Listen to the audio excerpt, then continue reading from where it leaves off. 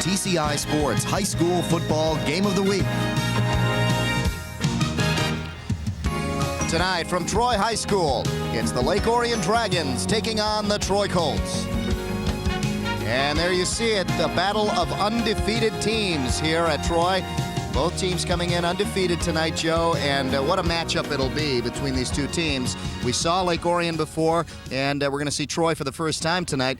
And it may be a little deceiving, though, to say both undefeated. A little bit deceiving. You know, Troy is traditionally a powerhouse, and they're the typical Troy team to run the ball, big, strong line, defensively, offensively. They're just going to play power football. Lake Orion, a very good football team, but this is the first time all season they're going to play a team with a winning record. Now, Troy's got a huge team, as we said. Lake Orion doesn't have a guy on their defense over 200 pounds. That could be a problem for the Dragons. Okay, we saw the Dragons earlier this year, and one of the guys we're going to be talking about is number 24. Yeah, Zach Remington. You know, if you're going to beat a team that's bigger than you, you're probably going to have to pass the ball on them. Zach Remington's one of their top receivers, along with Eldridge and Rolfingsmeyer. Darren Tooley's going to have to get him the ball. Defensively, the guy's got 3 interceptions. He's going to have to make some tackles, and if a guy like Jim Essian or Tim Fralick gets loose in the back past the linebackers, he's going to have to be there to make the tackles. He's the best athlete on the team. He's going to have to lead the way for their defense. They don't want Troy to score more than 14 points. Okay, and on the other side, you mentioned Jim Essian, one of the key players for this Troy Colt team. Some big power. Oh, yeah, this guy's just one of the top athletes in Oakland County. You know, he was an all-county basketball player, an all-county football player. He wasn't all-county in baseball, but that's his best sport. He's the 3rd leading rusher in Oakland County. He's the leading scorer in Oakland County with 12 touchdowns. He's big, he's fast, he's strong. He was a finalist in the slam dunk contest last year. He's just an all-around athlete. Look for him to lead the way, but believe me, he's got a lot of big guys up front blocking for him on the offensive line and at the fullback. And now their passing game's a little bit better than it has been in the past as well. Okay, there you have it. Both teams undefeated coming in. By the end of the night, someone's going to have a loss. We'll have a kickoff right after these messages. Stay with us. The TCI Sports Game of the Week is brought to you by Modernistic Carpet Cleaning, Comet Burgers in Royal Oak, Mike's Market Share Coupon Book, and by Bell Tire. I'm the king. Of rock and roll? No, coupons. I'm Mike Gauthier. Some people call me the king of coupons because nobody brings you bigger savings than my Market Share Coupon Book. Having trouble saving money? Then do what the Tripp family does. Carry the book, Mike's Market Share Coupon Book. You'll save thousands on things you use every day, like eyeglasses, oil changes, and cleaning from companies you trust. But you can't save unless you carry the book. Remember, you'll save a king's ransom using my Market Share Coupon Book. Rumor has it, Comet Burgers is definitely the place to be seen in downtown Royal Oak. After the party, out for dinner, just looking for cold soft drinks, great burgers and fries, milkshakes or pizzas. Comet Burgers is the place to run into just about anybody. Excuse me. Thank you. Thank you very much. Even old what's-his-name. Comet Burgers, they're out of this world. When you call Modernistic, we'll show up with this. $35,000 worth of carpet and upholstery cleaning technology. Call the competition, they'll probably show up with this. Our truck-mounted equipment can professionally clean your carpets with 10 times the power of portable cleaners, removing dirt, harmful bacteria, pollens, and more. The competition can't. Of course, there is one thing the competition does that we can't. They make a lot more noise. Modernistic, count on us. So the tire store guy says, great deal on them tires. You want valve stems? No thanks. Your tires won't work without valve stems. They're extra. Then he told me all the other extras I needed. So guess what happened to my great deal on them tires? Only Bell Tire gives you out-the-door pricing. You get the guaranteed lowest price, and at Bell Tire, it's the total, complete, everything's included price with absolutely no extras ever. Bell Tire. Nobody comes close, nobody's closer.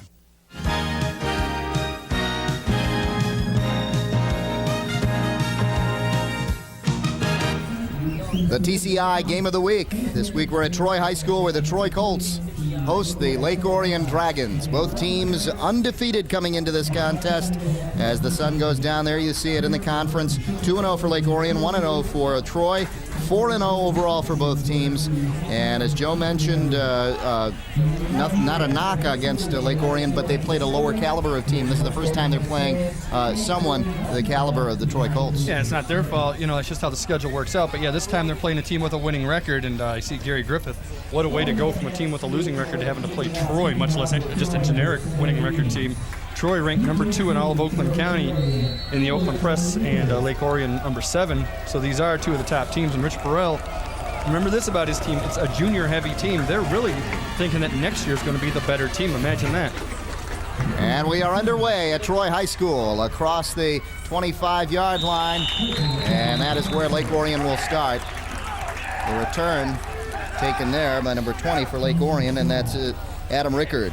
Our officials tonight, Tom Sullivan, Ed Deesh, Mike Callahan, Dennis Bergiak, and Ben Johnson calling the plays down on the field. And one of the keys to watch for Lake Orion, according to their coaches, is how they do on first down. He said if they have a lot of second and longs, they have a problem. They have to dictate when they pass. Troy can't. They can't have Troy make them pass. If they can decide when to pass, and we're going to see them come out in a 3-receiver set, look for some run and shoot even, some 4-receiver sets tonight. In motion goes Remington. And they go to the air in that direction. Remington gets the first pass, and he is out across the 25 to about the 29-yard line. You know, we mentioned this last time we did Lake Orion, but a couple of their coaches, Chris Bell, who used to be a quarterback for Lake Orion, and Bob Carlton. Chris Bell's our offensive coordinator. Carlton's a wide receiver coach. They were both assistants at Birmingham Seaholm. There's Zach Remington, who just caught the ball. You're going to see a lot of that Seaholm offense, which is a lot of spread them out, a lot of screens, a lot of 4-receiver stuff. You're going to see a lot of that stuff, which is used to counter an oversized matchup.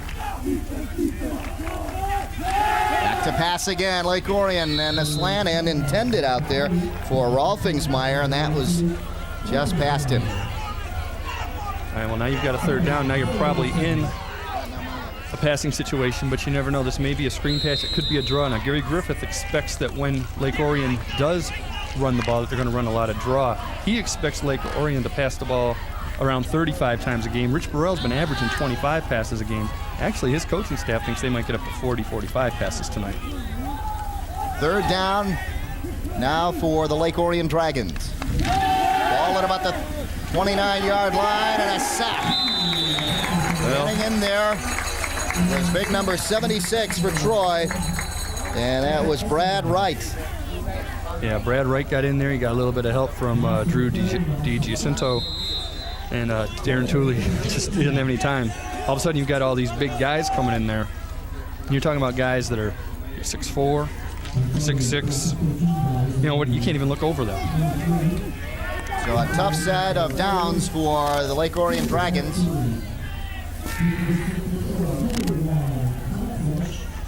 BC Essien back there along with Cal Fleisch. Back to receive is Essien at the 40. He gets across close to the 49-yard line, a 9-yard return. Well, Essien's had a couple of long returns this year. He's had, I think, an 85-yarder for a touchdown. He might have had an 80-yarder as well. It's been a heck of a year for this guy. And according to Gary Griffith, though, he said, hey, Ed Atar, his fullback, and almost any other team would be a tailback. And it might be a similar thing to what we saw last week at Clarkston with Phelan and Long, where you just got 2 great running backs, and you just happen to have one of them playing fullback because the other guy's so quick. Colts with great field position to start here at the 49. In motion, Freilich. They throw out to Freilich. And he gains 5 and more down the sideline. First down for the Troy Colts and into Dragon territory. Yeah, that's what we've heard. They're a little bit more able to throw the ball this year. And Freilich is one of the better receivers now in Oakland County, and that's a safe pass. It's something similar to what Lake Orion did on their first play. But Tim Freilich, that's his 17th catch of the year. He's actually seen him gain some yards after the catch. He's second in all of Oakland County behind Javen Hunter. Javen Hunter's an All-American.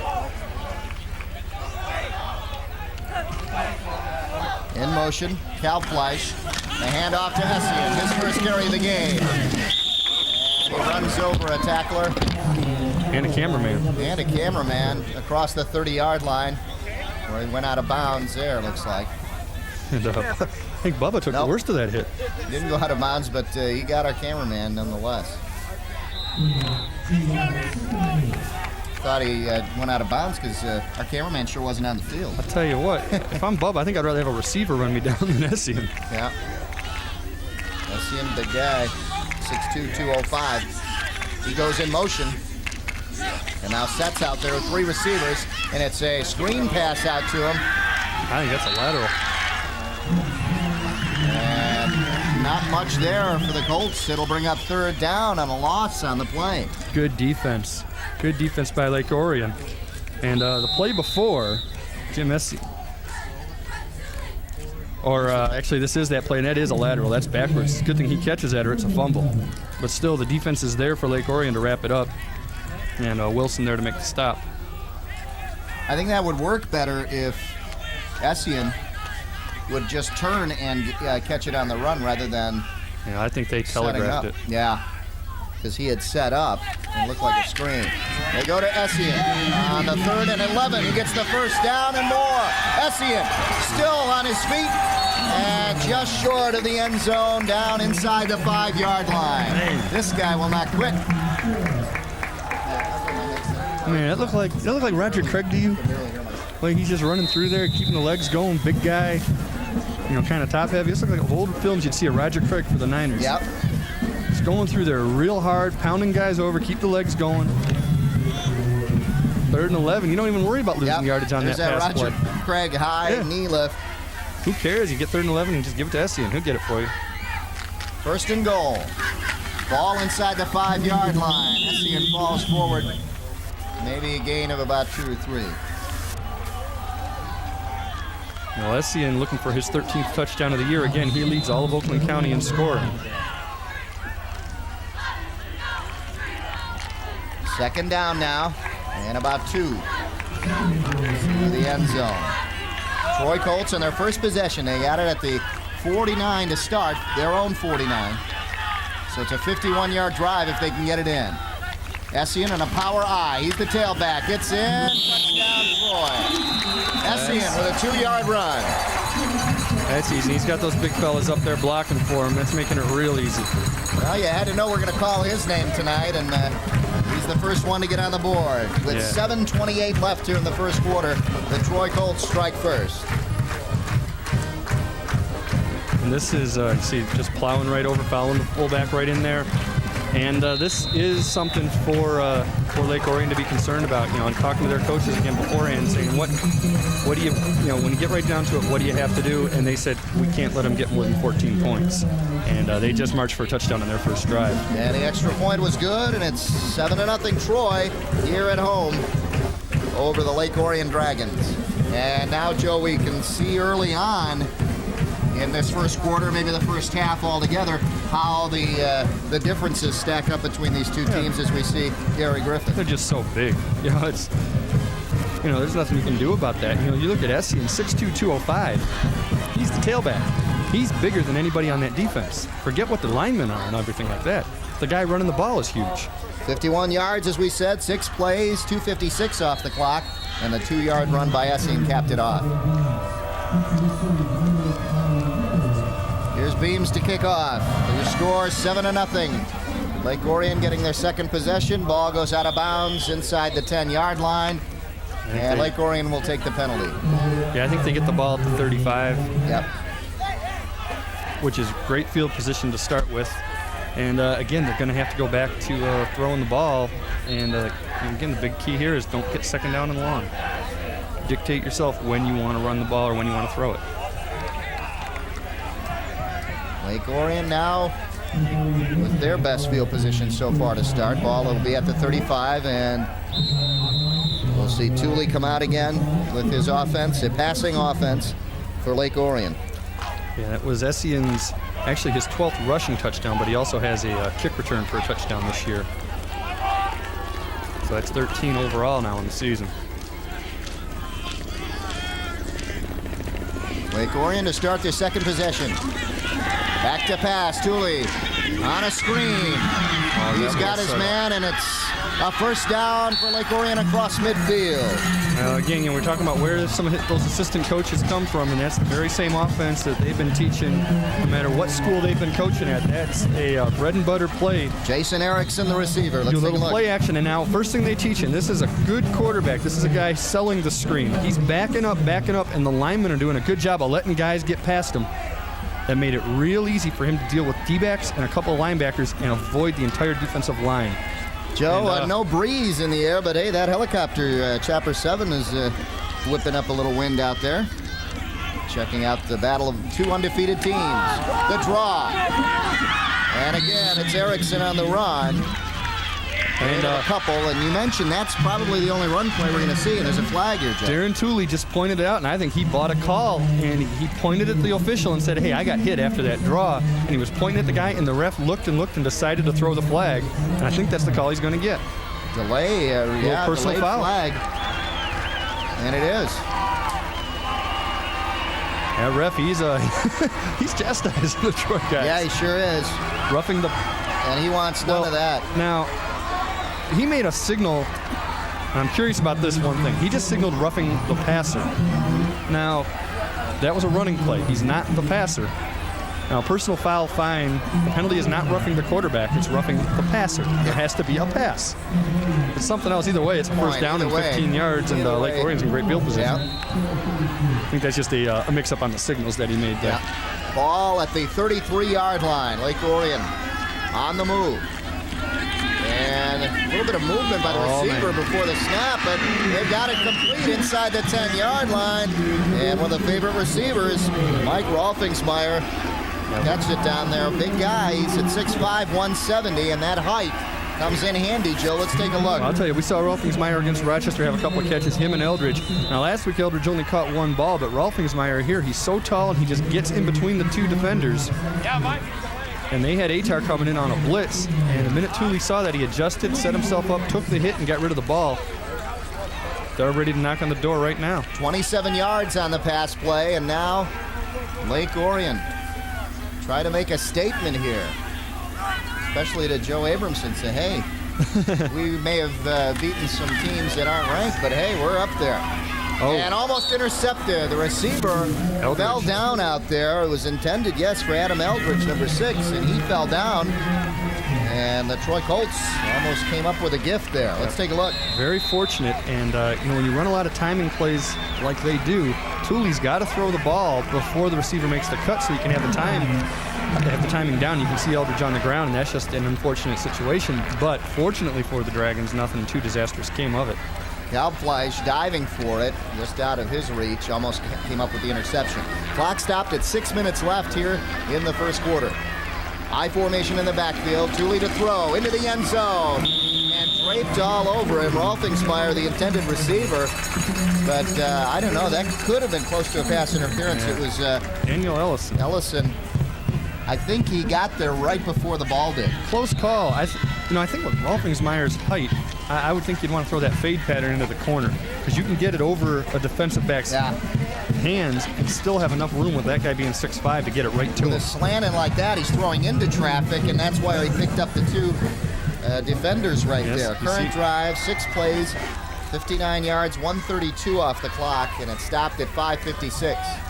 Well, I know that fade pattern's in their playbook. We saw it a couple times against Rochester. We saw it work a couple times. 3rd and goal. Tooley falls, and that'll hurt him. They're going to have to make a decision here now on 4th, whether to go for the 3 or... No decision. Yeah, they're going for the 3 here. Yeah, he just trips over his lineman right there. Tripped over the left guard or left tackle. Nothing you can do about that. So a big break for the Colts, as Lake Orion now has to settle for a field goal attempt. And it's number 7 in there, Crawford. Yeah, he's got a good leg, too. Mike Crawford, the sophomore. A left-footed kicker, puts it up and through. That was easy for him. So, yeah, he had plenty of leg left. So, Lake Orion comes up with 3 points on their drive, and I think very disappointed, though. The Dragons thought they were going to get in for 7. Yeah, I think after they got down as close as they did, they're disappointed, but I think that they know they had to get something on the board. They couldn't afford to go for it and not get it. Now it's 7-3. It's manageable. Now you tell your defense, all right, we're in this game. We're down 4. Defense has to come up and make a statement. They've got to make a stop. Don't just let these big guys on the Troy offense run you all over the field. The fact is, if Troy's going to run you all over the field all night, you're not going to win the game, period. At least this way, you've proven to Troy and to yourselves, we can go down the field and we can get some yardage. Yeah, I'm really surprised they didn't use Rolfingsmeyer, like you said, with his height in there. Big advantage. Next week, don't forget to tune in as Pat Collar, a director and producer, comes up with another good one for us. Avondale Yellow Jackets against the Ferndale Eagles. And we haven't seen these two teams, but Ferndale we saw last year in the semifinals. Yeah, they were a playoff team last year. Not doing quite as well this year, but I think they have a coaching change and some other things. But it'll be an interesting game with those two. So a good matchup there, the Yellow Jackets and the Ferndale Eagles. Squiv kick taken at the 25-yard line, and falling forward is number 8 for the Troy Colts, Josh Dean. Well, I'll tell you what, that's it's a very interesting kick, but that's the effect that a guy like Essien can have. Correction, that was Kissia, Matt Kissia. It looked like an 8-6 on the return. Yeah, that's the kind of thing Essien can affect without touching the ball. They don't want to kick it to him. He's already had a long kick return this year for a touchdown. You don't want to give him another chance. Just give it to him at the 35. And that's where they get it. In motion, Kalbfleisch. And the handoff to Essien as he falls forward for about 4 yards. Call it 3 yards, just shy of the 40-yard line. Yeah, what it looks like the Lake Orion defense is trying to do there is they know that they can't go head up against these guys. They're not as big, they're not as strong. You see that scoring drive, 7 plays, 56 yards. Took just a little over 2 minutes off the clock. What they can do is get low, get underneath, and take his legs out. He's 205 pounds. You're not going to out-muscle him, but you can take anybody's legs out, and that's what I think they did on that play. Colts now, 2nd and long. Clinton back to throw, and almost intercepted. Good play there by number 89, David McKay, the junior defensive back, got in the way of that one. Yeah, Dave McKay, I think he had 6 points in his head. Clinton had his eyes glued on the receiver, didn't even look around for the defenders. McKay was right there. McKay, good size at 6'1". Yeah, you know, when you have the kind of offense that Troy always has, which is 90% running for the most part, the quarterback just doesn't get to throw a lot. He never gets to get into a groove, and I think early on when you try to have him throw a couple of passes, it's just hard for him to feel good about what he's doing. He's a little nervous. It's like, if I throw this one bad, is he not going to call any more passing plays? And start to wonder that. Right now, Troy's going to take a timeout and discuss things on the sidelines as they've got 3rd down and 7 coming up. 3rd and 7, the score. Troy Colts 7, Lake Orion 3. And don't forget to tune in to Inside Mountain Biking. Take a look at the only local sports show that focuses on the growing sport of mountain biking. Inside Mountain Biking features riding tips, new product information, Michigan Mountain Biking Association updates, competitor interviews, where to ride, and much, much more, because time does not allow us to say all that. Check out Inside Mountain Biking every Saturday and Tuesday on Channel 63. We're not going to tell you that on tonight's game. You have to watch that. You have to watch Inside Mountain Biking for that. It's an agreement we've made. Troy Colts and their head coach, Gary Griffith. It is a warm night for this time of year. Rich Burrell on the other side, and a big smile on his face. Rich Burrell also handles the defense. Next to him, Chris Bell, his offensive coordinator. Chris Bell, his previous job was head coach at Centerline St. Clement. Took him, I think, to the state title game. Essien in motion. Remember out there, they threw a screen to him earlier. And Clinton rolls out, throwing deep this time, has Kalbfleisch, and it is complete across the 50 for the 1st down and into Lake Orion territory. That's a breakdown in coverage. He was too wide open, and one thing with the way Troy's passing attack is the D-backs really don't have a whole lot of decisions to make. You just follow the 1 or 2 guys that go out. They don't have five receivers out there to worry about, and I think there's just a mix-up in coverage there. Good concentration by Kalbfleisch to stay in bounds and hold on to that ball. 1st and 10, ball at the 47-yard line. Pitch goes back to Essien. Essien across the line of scrimmage and across about the 40-yard line, should say, just shy of that. And we saw O'Brien part of the hit. And I like something that Steve Sheffield does at the end here, because you're not going to be able to tell from the replay, but the whistle isn't blowing yet. And it's not, a dirty play, but he's still aggressive. He's still going to come over here and hit him again. The whistle hasn't blown, and not going to hurt the guy, but that's going to take its toll in the 4th quarter. That's what you got to do on the big guys. will carry the ball to take a toll. 6 carries already for 38 yards. And he'll take a pounding and also deliver a pounding, too. Kalfleisch in motion. Essien the tailback. And they've got to watch their movement in the backfield, Joe. They were moving before the ball was even snapped. But no call, and it turns out to be another first down for the Colts. That was Atar that time, who, again, Gary Griffith told us most any of the year, he's the starting tailback. He just, he happens to be on this team with Essien in front of him. Yeah. And a couple nice moves there. And, yeah, I think on every play it looks like something's going on in their backfield. But it just seems to move with such a flow that I wonder if the refs are just used to it and they let it go. Atar, a strong back. He bench presses 385 pounds. So you got a very strong back. And as you said, he'd probably be a tailback any other year. Essien makes a cut, and a good cut it is. He manages to get about 4 yards as they start to get penetration on him. Well, another thing Griffith told us, kid, if you see Essien getting yardage, it's not just him. He's not a one-man band out there. It's Atar getting some blocks. Big guys up front getting the blocks. That time you have Brian Otney up there, I think Mark Bauman, a couple other guys up there blocking. We'll try to get all of them in there tonight, but they're some big blockers, and that's something Gary Griffith wants on that offense. 2nd and 6. Gain of 4 for Essien. 2 receivers split. And they go to the air. Clinton has plenty of time. Now rolls out, and he's got to go. He had all day, but the receivers were covered, and he could not do anything but run it out of there, and getting him was Steve Sheffield, I think I like the decision he made there. He had, I believe he had beams up down there that he was looking at, the receivers, or was it Kalfleisch?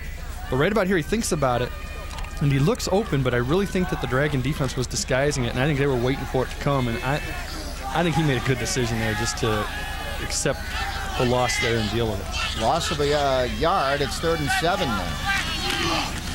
They go to Essien. Essien with a great burst of speed to pick up the first down. Did you see him? He did a nice job. He was going in slow motion, then saw the hole and took off. Yeah, I mean, what's the big deal? 3rd and long, you just give it to the big fella.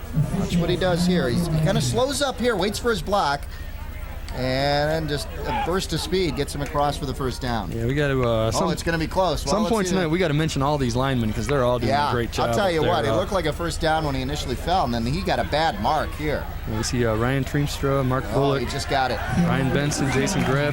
These guys are opening up holes for him. And Essien still has to do the job. But like Griff said, it's a team effort there. Ball just shy of the 25-yard line. 1st and 10 now for the Troy Colts. 1:32 left here in the first quarter. Yeah, I think the Dragon defense really has to come up with something here. You've got to. They've had a couple 3rd and long situations, and they just didn't rise to that occasion.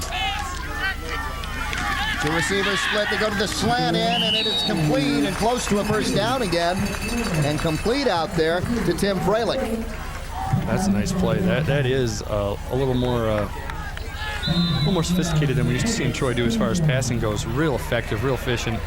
Not a pass that can be intercepted unless they're really playing for it. And Freilich does the smart thing. He takes it, just dives forward, doesn't quite get the first down, but he's got him 2nd and about a foot. 2nd and short. There you see the clock winding down here in the first quarter. In motion, Kalfleisch. They go to Essien to pick up the first down, and look at him go. He fumbles the ball, and he gets it in the end zone. Touchdown. Big recovery. Big recovery indeed. That goes through the end zone, and it's Lake Orion's ball on the 20. 16 yards, yeah. That's huge. 16 yards on the touchdown. Essien must have been too excited to see that wide open field in front of him. Yeah, I wonder if someone just stripped him or popped it out, but right here, right about now, he's gone. He knows it, and right from behind, right there. And that was Mike Crawford, actually the kicker. Just kind of stripped him of it, and again, good thing he falls on it, because if that goes through the end zone, and the kick was good while we were showing that replay, that goes through the end zone, it's an automatic turnover, and it's a touchback, and Lake Orion would have had it on their 20. Instead, Lake Orion's down 14-3, and their offense is going to have to answer it again. So Essien's run. There we see Rich Burrell looking on. His team down 14-3 now, and they've got to get in the end zone. There you see the Colts. They have worked hard tonight, and they've gotten 14 points to show for it here. Essien with a 16-yard run. He had a 2-yard run earlier. There he is right there. And this is the guy who football's not what he's best at. Yeah, you remember basketball, huh? That's not what he's best at the either, gym they right say. behind us. He's a baseball player. Did you remember how he slammed the ball in the 3-point slam dunk contest? Oh, yeah. He's an all-around athlete. And we saw him in baseball a couple of years ago. Here's the kick by Beams, and a whistle on that one. As the Troy Colts Somebody left jumped early. the gun. So they'll kick off from the 35. And yeah, there was a big story on SCN in the paper this week, and they were talking about how he's got some visits set up. You see a long drive, 10 plays. Those 10 plays will wear the defense out, and at time, just does more time that Darren Tooley's not throwing the ball. 64 yards, 4:34 total off the clock in the run by SCN. Extra point was good. 14-3 is where we stand, with 38 seconds left here in the first quarter. Lee Beams to kick off again. This is like the second Beams to be a kicker here. Yeah. He had a brother, Paul, who was a kicker a few years ago. Ball taken by Rickard, Adam Rickard, at the 15-yard line. It's across the 20, 25, and down there around the 25-yard line. And that's where the Dragons will start. A battle of two undefeated teams tonight. Let's take a look at Rickard. Takes it about the 15. This is a smart thing. He gets the sure yardage right away, and then he tries to bust it outside, and the Troy pursuit is just too strong. Right here, he's done gaining yardage. He's just going sideways. Brought down by number 56, Troy Drez. Yeah, for all that running, just 11 yards, and again, that's credit to the Troy special teams. Now you got Eldridge with single coverage to the near side. Might be able to get something going with him. Julie, the quick pitch back. They go to the wide side, nothing there. Good penetration. Oh. Getting in there quickly. Atar. We saw Atar, they talk about his strength. Oh, watch what he does. Watch what he does. He's got a block, and he didn't even take it seriously. Watch in front. I don't know if you can tell what he's going to do. He just throws that block off. It's there. The play is run. Yeah. The offense executed the play exactly the way they're taught to, and he's just too strong. He blew him Jason up. Erickson is 6 foot 195, and Atar is 5'10", 200. Yeah, he's strong. He came in there hard. And a pretty good collision there between those two. That will end the first quarter of play here at Troy High School, with the Troy Colts leading 14-3. We'll be right back, and the Lake Orion Dragons will have it.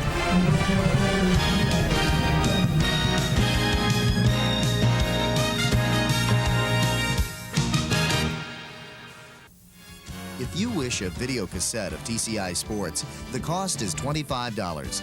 Send a check payable to TCI, along with your name, address, and the names of the teams that played in the game, to TCI Sports Videotapes, 4500 Delamere Boulevard, Royal Oak, Michigan, 48073. Remember to tell us which game you wish to receive. And thank you for watching TCI Sports.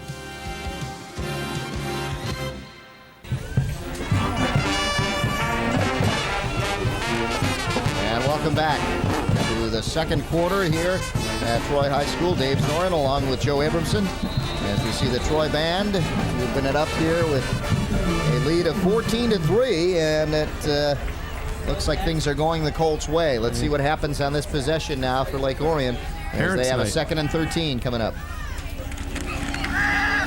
Tooley to throw, has a man wide open, Remington, and he's wrapped up first by Essien and then Atar at the 25-yard line. Essien, Atar, Dean. This was what they had said they can't have. They can't have 2nd and long, and that's what it was. It means that the defense sits back. They know what throw's coming. They give him the 5-yard out completion. And, we talked to Gary Griffith before the game. He said, hey, he can complete 25 passes. He can complete 35 passes. We don't care as long as he doesn't gain 10 yards on them. That's what they want. Just don't burn them deep. And that really didn't do much for him. It'll be 3rd and about 9 now. Now we got the run and shoot formation, 4 receivers.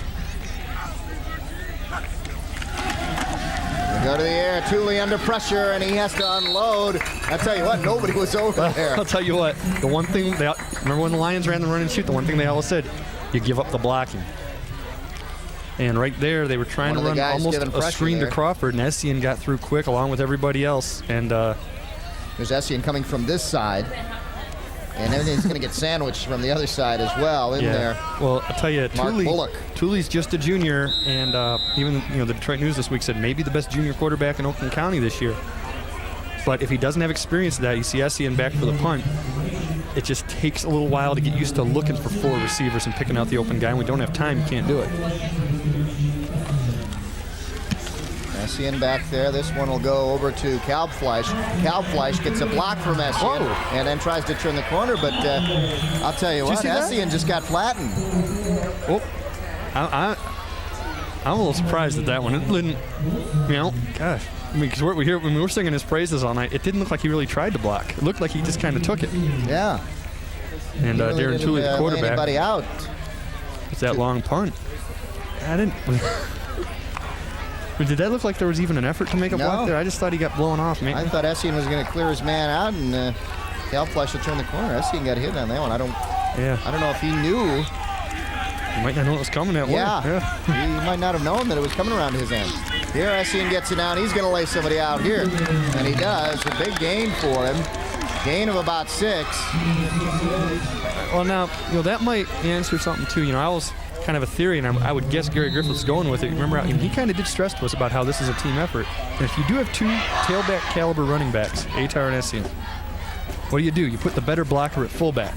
From what we've seen, Atar's the better blocker. Laid a block there, Essien got there.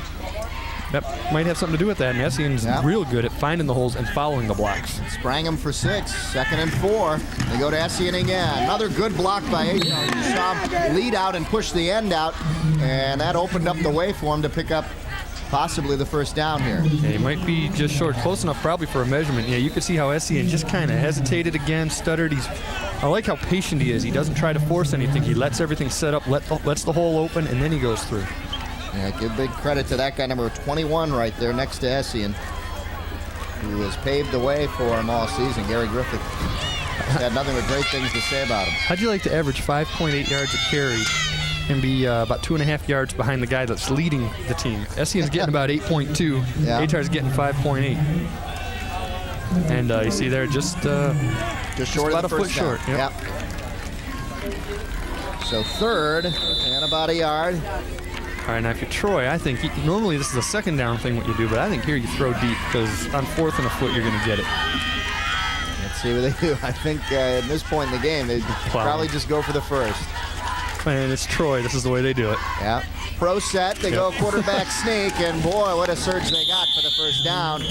So Michael Clinton behind his big offensive line picks up the first down. And that's a good line. You can gain 3 or 4 yards on a sneak. And it's not like the quarterback's 6'5" and falling forward. The quarterback's 5'10". He's just following people. And I think at this point he's like, surge. Hey, I'm still up. Might as well keep moving. Keep going. Across the 45-yard line at about the 44. So the Colts now at the Lake Orion 44, 9:45 left here in the first half. In motion goes Bean. And they go to the dive, and Atar. And maybe setting something up. Maybe. Might be setting something up later. Yep. First time that we've seen them fake the option. That's another thing that they thought they were going to see from Lake Orion was some option. Haven't seen that yet. That could be setting up something for later where you run a little option with Essien. Atar, gain of about 2. It'll be 2nd and 8 now for the Colts. And as Joe said, could be setting something up. 2 receivers split to the bottom of the screen. An I formation in the backfield. They go to Essien. Essien off to the left. Essien, one man to beat, and he beats him. And good job there. He was grabbed at the ankles there by defensive lineman. Yeah, I like this 51. decision. Watch this right here. Follows the block, sees that he can get it outside. It's just past Wilson, number 51. And able to get a couple yards out of that, set it up for 3rd down and 4. 3rd and 4 now at 8:35 left in the first half.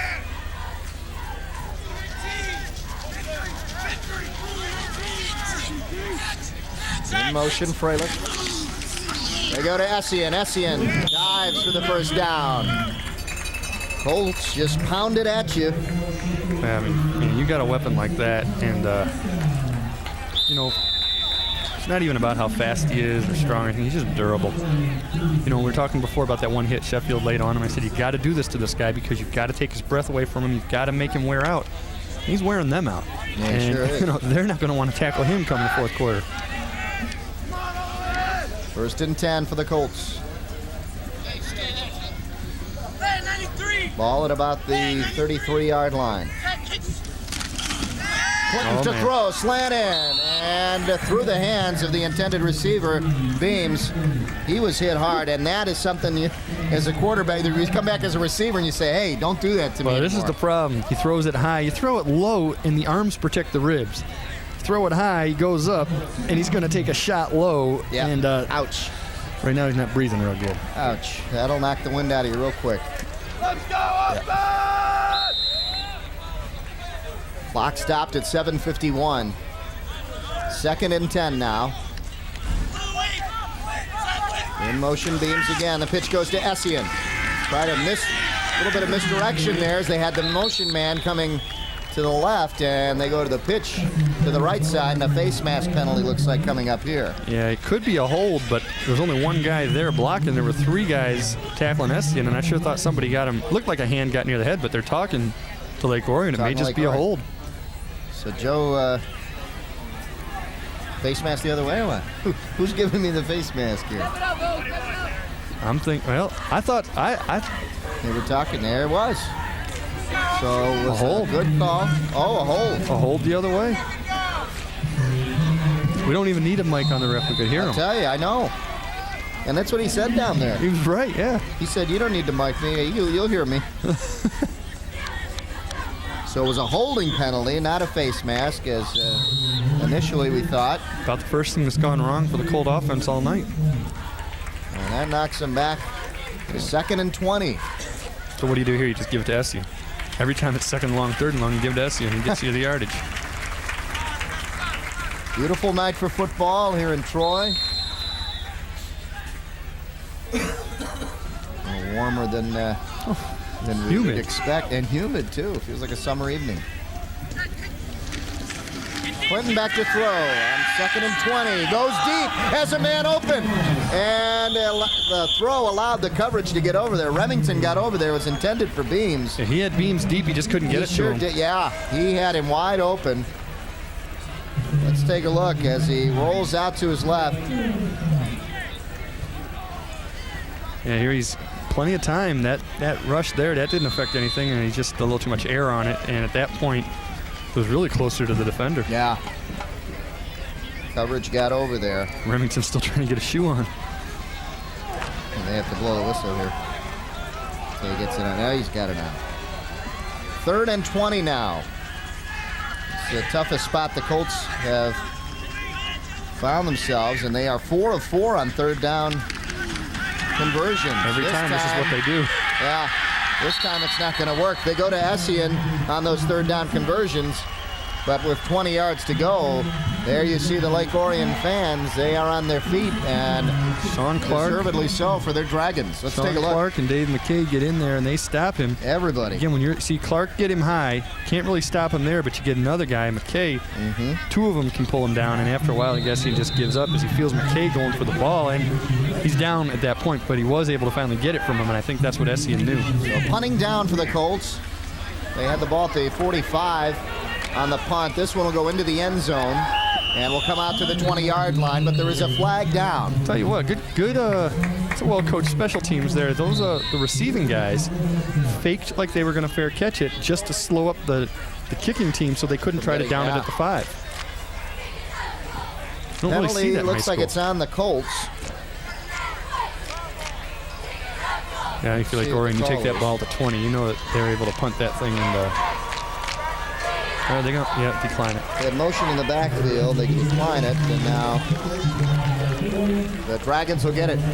Yeah, I think the odds. See this big crowd again. It's Parents' Night at Troy. Big crowd here, and you can see how warm it is. Not a lot of jackets or anything out there. Yeah. In fact, some people without any tops Cubs on, fans. Yeah. Kind of crazy. 6:33 left here in the first half. Big break for the Dragons as they stop the Colts. It looks like the For a second there, it looks like the Colts were going to score in every possession, but Dragons held tough on that one. Penalties hurt the Colts.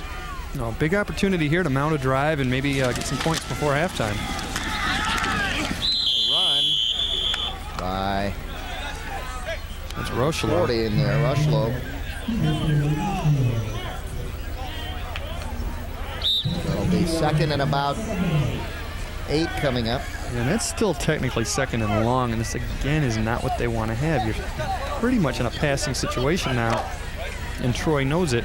And the fact is, even in a nickel, Troy's going to keep you from gaining 8 yards on the ground. You can't just say, we'll just keep running draws and stuff. It's not like Troy can do the opposite way. See the clock, just under 6 minutes, and it's a long 7 yards. Second and between 7 and 8. I tell you, they're going to go to the air here. Thule throws out there, complete to Erickson. Erickson down the sideline across the 30. Looks like he's picked up the first down. Erickson did a good job, and a couple good blocks in front of him. A couple of close ones that could have been blocking in the back. But here again, you got to sell that screen, and he does it. You see how many defenders he had to go over. They all bought it, went past the line of scrimmage. Now he's dealing with defensive backs.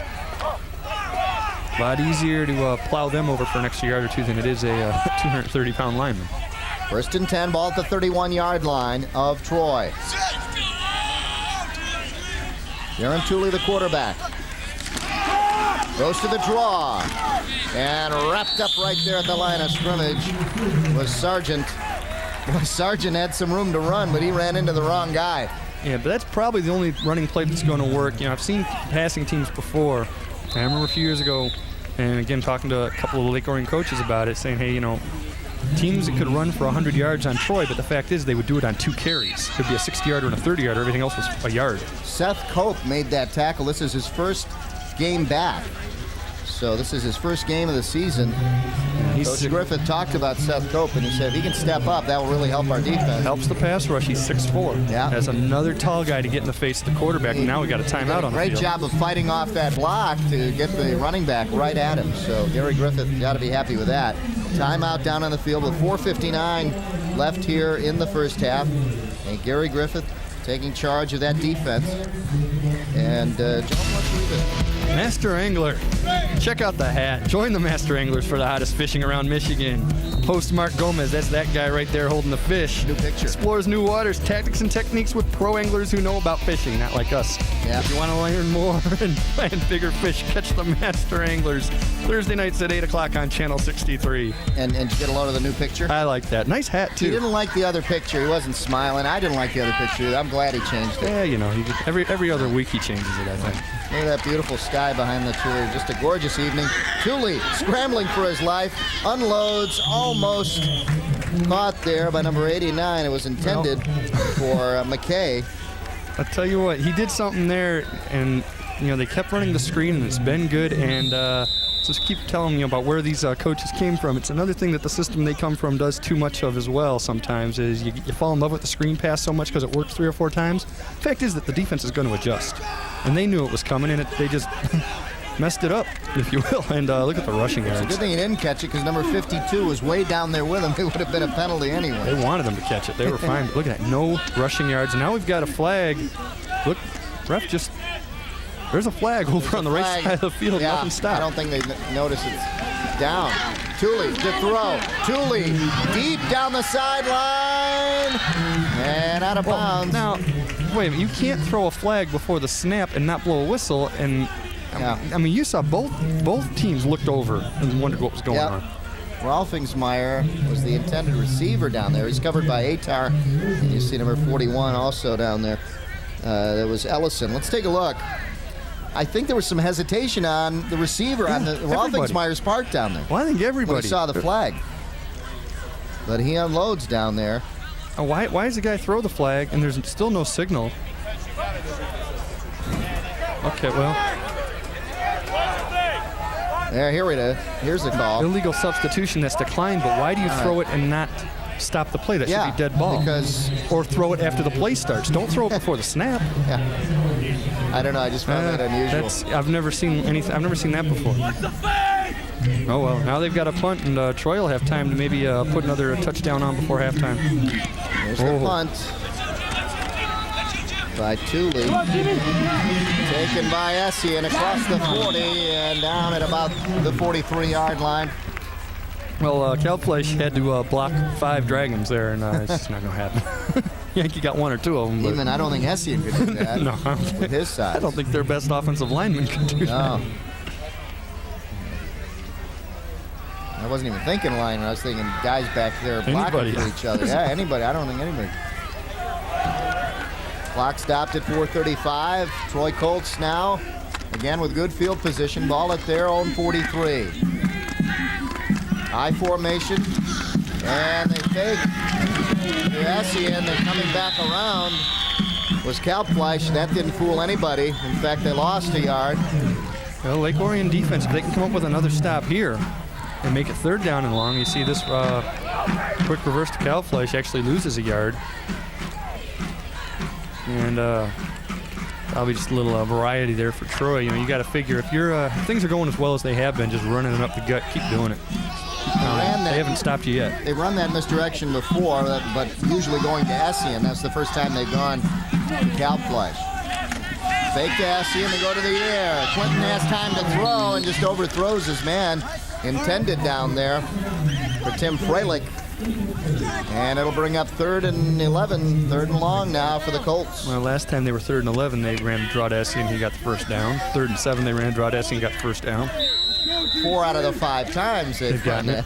And I think with 3:54, I got to think you run the ball here just to let the clock run if you don't get it. You don't want to give Lake Orion any extra time with the ball. Big down here for the Colts. 2 receivers split up top. Essien goes in motion. They have gone out there to him before. Now they send him downfield.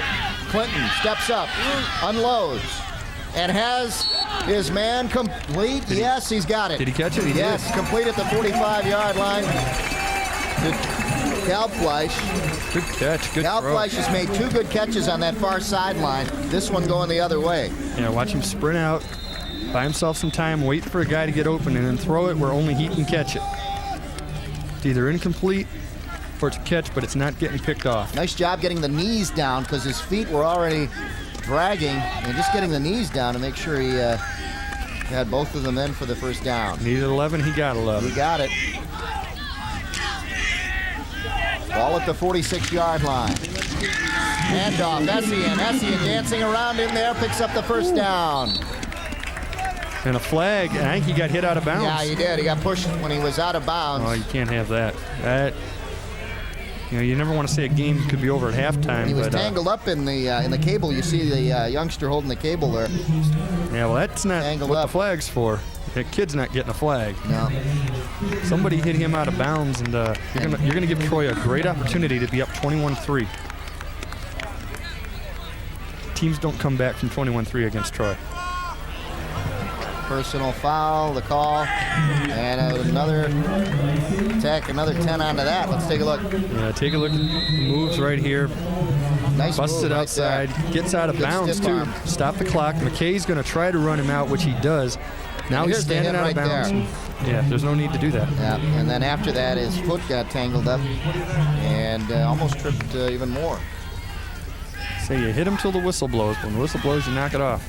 Ball at the 15-yard line. 1st and 10 from there. Handoff, Atar avoids getting hit at the line of scrimmage and manages to get a few more out of it. Nice move. Yeah.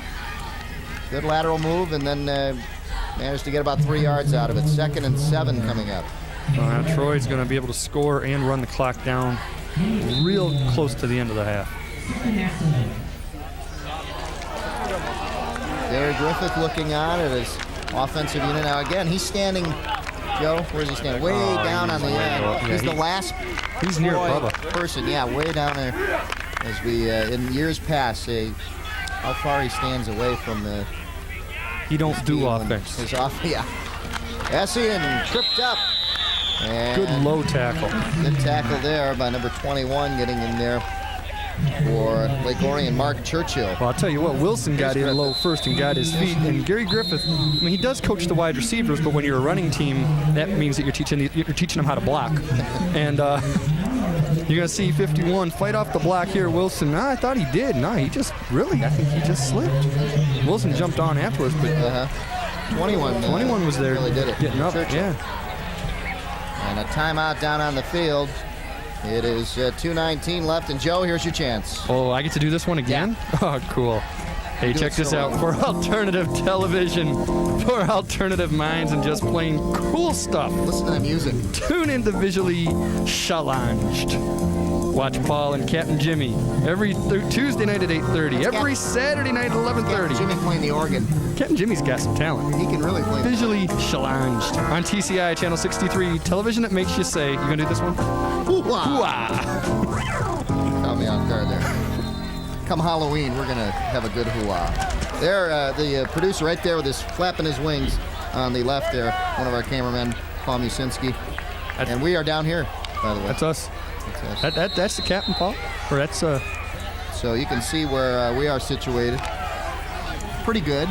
Oh, yeah. Compared to most press boxes, right at the 50. Oh, yeah. So where's Captain Jimmy? He's not here? Captain Jimmy's playing the organ. Oh. He's still in the studio recording. He's in the truck. Under the truck. Power eye, fake to Essien, thrown to the end zone. Flag is down. The pass complete to Atar, right at the end zone, looks like, or excuse me, at the 5-yard line. Close to a first down. Let's see what the call is here. It's going to go against Troy. Sure is. It looks like a holding call right at the line of scrimmage. When the flags are there, that's usually the call. Well, depending on what kind of leg Beams has, this could still be 2-down territory for the Colts. His brother had a good leg. Oh, yeah. There's the holding call. Man. He even tells us who did it. Yeah, that's pretty good. You're not supposed to tell us who did it, though. No, but that's great how we can hear him so well. That's better than a microphone. Better than a microphone. There's a penalty yardage. Troy just killing themselves with 4 penalties for 40 yards. Yeah, although the one by Lake Orion is huge. That got them where they are now. That cost them 7 points. Now, Troy's going to take another timeout, and I think, well, you've got 3rd down and about 18. I think they realize with under 2 minutes left, this is an opportunity to almost end the football game at halftime. Mm-hmm. Yeah. 21-3 will make a different score at halftime and a different meaning. And don't forget to tune in to Oakland Press Perspective right here on TCI 63. That's Friday night at 8:30 with Oakland Press editor Neil Monroe, giving you insight on issues in and around Oakland County. Watch the Oakland Press Perspective. Neil Monroe, Friday nights at 8:30, right here on TCI 63. He can explain the new area code? He can do that and more. Wow. As he has done year after year. So you'd be down with OPP? Yes, we are there. Count us in. We get down with them every Friday. Cheerleaders getting ready for halftime. And Lake Orion wants to get ready for halftime with the score as is. Yeah. They don't want another 7 points on the board. Like I said, that'll change the whole complexion at halftime if Troy were to get another 7 here. Yeah, and as far as, playoff things, I didn't realize this. Lake Orion is a double-A team now. They're fighting for the same playoff spots that Troy's fighting for. You just can't afford losses. Yeah. Take a look now. Here are the Colts. 3rd and 18 with 1:59 left here in the first half. Clinton back to throw. Gets pressured immediately. Jailbreak. Shakes that one. Throws into the end zone. He's got a man. Intercepted. Intercepted at the 5-yard line. Zach Remington, the guy we talked about before the game. That's his 4th pick of the year, and that's huge. He had Freilich. Huge. I was surprised he even got enough on it. He had Freilich in the end zone. Take a look. But there were 2 defenders right in front of Freilich. Oh, well, that's right there. McKay has him. Yep. Wilson's going after him. Wilson hits him as he throws it. Look at the air under that ball, and Remington's got plenty of time. Almost gets it knocked down by his own man Crawford. And now he does have it pinned on his own 4. Yeah, they just need to run the clock out here. Maybe get a couple of runs going. They are in deep trouble if they make a mistake here, but they are in a good position. They got the. I think you count. So you count your blessings and go down 14-3. Yeah. There's a run right up the middle. Something you won't see Lake Orion do normally, but right now they're just They're going to try to run this clock out. And they've got an opportunity because Troy used up, I think, all of its timeouts. They might have one left, but it's not a situation where Troy can start calling timeouts every down and get the ball back with 40 seconds and run a couple Hail Marys. Probably going to be able to run this clock out. Steve Sargent on the carry, gained a couple of yards. It's 2nd and 8 now. Let's see how Rolfingsmeyer just towers over everybody in that huddle. I'm surprised, really, why they haven't used him. Maybe they'll use him a little bit more. Yeah. We haven't seen Eldridge at all. Yeah. I don't think. There's another run, wide open off tackle, and another strong run there. Now you by throw. Sargent. All right, 104. Now you throw. You're at the 20. See what you can do. You've got a young junior team. Your backs are against the wall anyway. See if you can get something going. Look at Steve Sargent there. He had a wide open hole to run through and broke into the backfield for the first down, and that'll run out the clock here for Lake Orion. Watch up top left. He's got Rolfingsmeyer in the slot. He's got Eldridge far split left. I think he's going to throw the ball here. He does. Complete out there. Oh, nice play. Down the sideline. Did he get out? He got out. He got out. I believe so. Got out to stop the clock with 39 seconds left. What a nice play. Look at Lake Orion moving the ball now. Quick out. Quick screen. Take a step over the line. Get it to Rolfingsmeyer now. See if you can see number 6, Eldridge, blocking for him right there. Just getting in the way, buying him an extra couple of yards, and he blocked a couple guys downfield. Nice play. Back to throw. Tooley down the middle of the field. And intended down there for McKay. But anything can happen there with all that traffic. Atar was on him. And there's Clinton, the quarterback for the Colts, and Tooley on the other side. Remember, they've got a pretty good kicker, too, in Crawford. If they can get that thing down there where you can get a field goal, 14-6, it gives you a possession if you can get a 2-point conversion. They don't have to get the entire touchdown here. They've got 26 seconds. They've got at least one timeout left. And again, you got that big fellow of Rolfingsmeyer, and you got Eldridge. And you got Remington, who's just a great athlete. Get the ball to him, let him run. So a lot of tools, a lot of things you can do here. 26 seconds left here in the first half. Tooley has time, unloads, down the sideline, complete, and out of bounds for the first down. Complete out there for Eldridge. Adam Eldridge, the receiver. Nice job in seeing the marker and picking up the first down. Took 7 seconds. If you can watch as they line up, how far back the Troy defense is playing, they're giving them these plays because there's not a lot of time left. And this is, again, what Coach Griffith was talking about. We'll let them complete passes all day. We just don't want them to get past us, especially in this situation. Fact is, if they can do this a couple more times, they might be able to kick a field goal. Maybe run a hitch and go. Maybe you can catch a break and get a touchdown out of it. See what happens. 19 seconds left. Got to be impressed with the way the Dragons are handling the clock right now. Now he's looked left every time. Let's see if he comes this way instead. He's got 2 receivers split this way. They go to the right. And, out of the hand of number 24 there. That is Remington. Just let him a little too much. Sorry, only took 4 seconds. And again, that's a quick out. Maybe you run a little hitch and go now. Try to set something up. But that, again, they had that run and shoot formation. They had 4 wideouts. There's not going to be a lot of blocking. Yep. But this is the best that their line has looked. Now, I know they're not getting the blitz and the aggressive defense that they got before from Troy, because this is really a prevent. Yeah. But still, they're giving him a chance to look things over. Yep. And in this offense, you don't just go to the primary guy. You got 4 options. You got to look for the best guy. And he's getting time. Getting time to throw. 15 seconds left, though. Time is running out. Got time to throw down the middle of the field and overthrew his receiver. That was Eldridge again. But really, you want to do the down and outs in this situation to stop the clock. They do stop the clock with the incomplete pass. They do have a 9 seconds. Yeah, I mean, there is a timeout left, and really, if this throw's there, you've got a nice gain. But yeah, I agree. I think you want to go outside. Of course, again, you're running an offense where you have options, and if he's checking off and the 2 guys at each sideline are covered, you've got to go over the middle and get what you can. It's better than taking a sack. Darren Tooley, the quarterback, done a pretty good job of managing the clock here. In the final seconds of this first half. 9 seconds left, so about 2 plays left. I mean, Troy's giving him the middle. Lake Orion trails 14-3. They It's go a to the pass. screen, and it's a halfback pass. Unloading downfield, and almost intercepted by Essien. The pass by Remington was a little short. He didn't get all of it underneath that one. Couldn't grip the ball. Yeah, he couldn't grip it that well. It was intended for Rolfingsmeyer down there. I like the idea. I really like the idea. Yeah. Throw it backwards, draw somebody up to you, try to get your hand. You see his hands aren't even on the laces. Kind of, yeah. Can't get much on that. You know, there's not any time left. There's 2 seconds left. That's part of it. You're panicking. You just got to get this play off, and you know you've got to get the gain and have time for the field goal. Now you've got to come up with a Hail Mary pass, maybe get a penalty. You got to come up with something here. Here we go. 2 seconds left. Last play of the first half, preventing any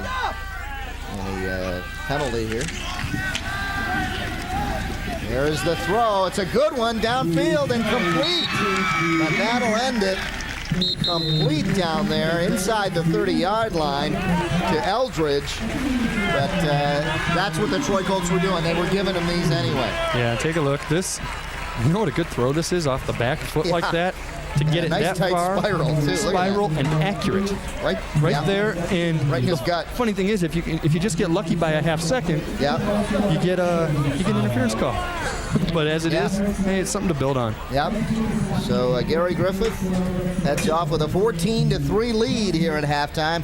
Lake Orion Dragons have to regroup and see what they're going to try to do against this tough Colt defense. The score at halftime, the Troy Colts 14, the Lake Orion Dragons 3. We'll be back with halftime stats for you right after this.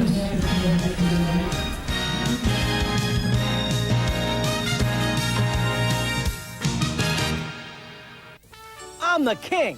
The rock and roll? No coupons. I'm Mike Gauthier. Some people call me the king of coupons because nobody brings you bigger savings than my market share coupon book. Having trouble saving money? Then do what the Tripp family does. Carry the book, Mike's Market Share Coupon Book. You'll save thousands on things you use every day, like eyeglasses, oil changes, and cleaning from companies you trust. But you can't save unless you carry the book. Remember, you'll save a king's ransom using my Market Share Coupon Book. Rumor has it, Comet Burgers is definitely the place to be seen in downtown Royal Oak. After the party, out for dinner, just looking for cold soft drinks, great burgers and fries, milkshakes or pizzas. Comet Burgers is the place to run into just about anybody. Excuse me. Thank you. Thank you very much. Even old what's-his-name. Comet Burgers, they're out of this world. When you call Modernistic, we'll show up with this. $35,000 worth of carpet and upholstery cleaning technology. Call the competition. They'll probably show up with this. Our truck-mounted equipment can professionally clean your carpets with 10 times the power of portable cleaners, removing dirt, harmful bacteria, pollens, and more. The competition can't. Of course, there is one thing the competition does that we can't. They make a lot more noise. Modernistic, count on us. So the tire store guy says, great deal on them tires. You want valve stems? No thanks. Your tires won't work without valve stems. They're extra. Then he told me all the other extras I needed. So guess what happened to my great deal on them tires? Only Bell Tire gives you out-the-door pricing. You get the guaranteed lowest price, and at Bell Tire, it's the total, complete, everything's included price with absolutely no extras ever. Bell Tire. Nobody comes close, nobody's closer. The TCI Sports Game of the Week is brought to you by Modernistic Carpet Cleaning, Comet Burgers in Royal Oak, Mike's Market Share Coupon Book, and by Bell Tire. Halftime here at Troy High School, where the Troy Colts lead the Lake Orion Dragons 14-3. And let's take a look at the scoring for you. It all came in the first quarter. This one was a run by Essien, 2 yards, with 7:28 left in the first quarter. The first drive for Troy, 7-0. Then Crawford came back with a field goal for Lake Orion as they were stopped. And the field goal was good to make it 7-3 at that point.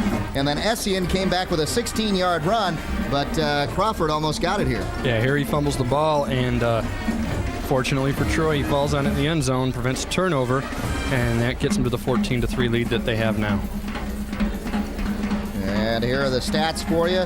Lake Orion passing 112. Barely anything rushing because, hey, they're just going to go to the air. Troy, on the other hand, passing 56 and rushing 104. You can see the edge goes to Troy. Well, yeah, and I think that, that 13 yards rushing, I think actually came on that last drive when Troy was in a prevent. They just can't run on these guys. The size difference is killing them. And the Troy turnover prevented it from being 21-3. Time of possession, you see, is big. The thing you don't see is third down conversions, which really tells the whole story. Lake Orion's 0 for 5, Troy's 5 for 7, including their first 4. Yeah, and surprising that you see first downs so close in this game, but the third down conversion's a big one, as Joe mentioned. Troy was able to really convert on those. One of them they didn't because of that penalty that knocked them back to 3rd and 20. Yep. And the score at halftime, the Troy Colts 14, the Lake Orion Dragons 3. The battle of these two undefeated teams continues when we return.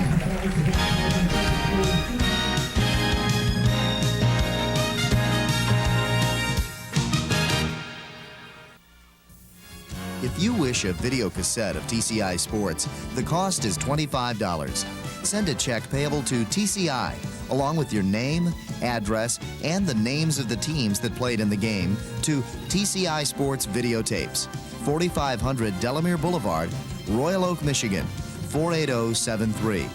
Remember to tell us which game you wish to receive.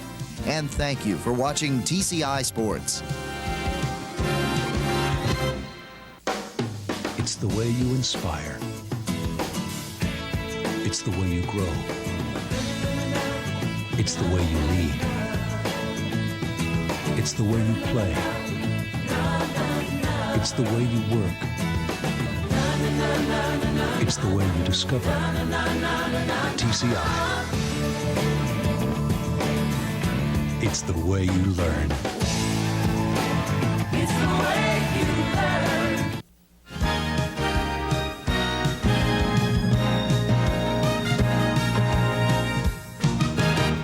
And welcome back to the TCI Sports Game of the Week. Dave Zorin along with Joe Abramson to bring you second half action here as the Troy Colts have a 14-3 lead over the Lake Orion Dragons. Here is Essien statistics at halftime. 17 carries, 89 yards, and 2 touchdowns. That's very impressive for the youngster as he finishes up his career here at Troy High as a senior in football this season. And Joe, you mentioned he's a star not only in football but basketball, and of course baseball is his strongest point where his dad played. Yeah, and it's just a matter of what he wants to do in college. I think basketball's out, but football and baseball, you might be able to do both.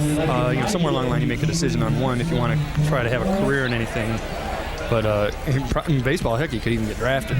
On the other side, very impressive Lake Orion Dragon has been their quarterback, Darren Tooley, who really did a nice job in managing the clock in that the last few minutes of that last minute of that second half. Yeah, I really think first he's, half, second quarter. For a junior, he's as good a junior quarterback as I think we've seen this year. And he may very well be the best junior quarterback in Oakland County. Mike Crawford to do the kicking, but whistle and a flag flies early as they go offside.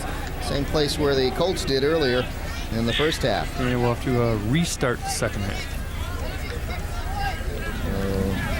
They'll bring it back, and they'll kick off from the 35-yard line now. A little bit of an advantage for the Colts. Essien gets a chance to stretch out just a little bit more. He's back there with Kalbfleisch, number 1. And there you see Tooley, statistics 6 of 16, 112 yards passing in the first half, and a lot of it came on that last pass. A lot came on the last pass, and 6 of 16 is not a good percentage, I know, but when you're getting blitzed like he is, that's about what you're going to do against this team. Low squiv kick, fielded by Kalbfleisch at about the 15, and he's across the 25-yard line, close to the 35, and down there at about the 34-yard line. First and 10 for the Troy Colts at the 35, their own 34-yard line. And let's see if they can mount another drive. Remember, they were looking like they were going to score before halftime with about 2 minutes left, and they threw that interception on third down. Really, Lake Orion hasn't stopped them that much tonight. Troy has stopped themselves, be it with that interception or with a couple of penalties. Lake Orion defense has to have made some adjustments. As you mentioned, it should be 21-3. And the handoff goes to Essien. Essien breaks it outside. Essien looking for the first down. Has the first down. Down the sideline. One man to beat. And he did. Touchdown. The Troy Colts score lightning quick. No flags down. And it's Essien on a 66-yard run by Essien. Well, you talk about his size and his strength. Take a look at the speed, Joe. Wow. It starts out slow. Reads it, gets outside, turns the corner, and right here he sees that he's got one guy to beat. Right about 10 yards from here.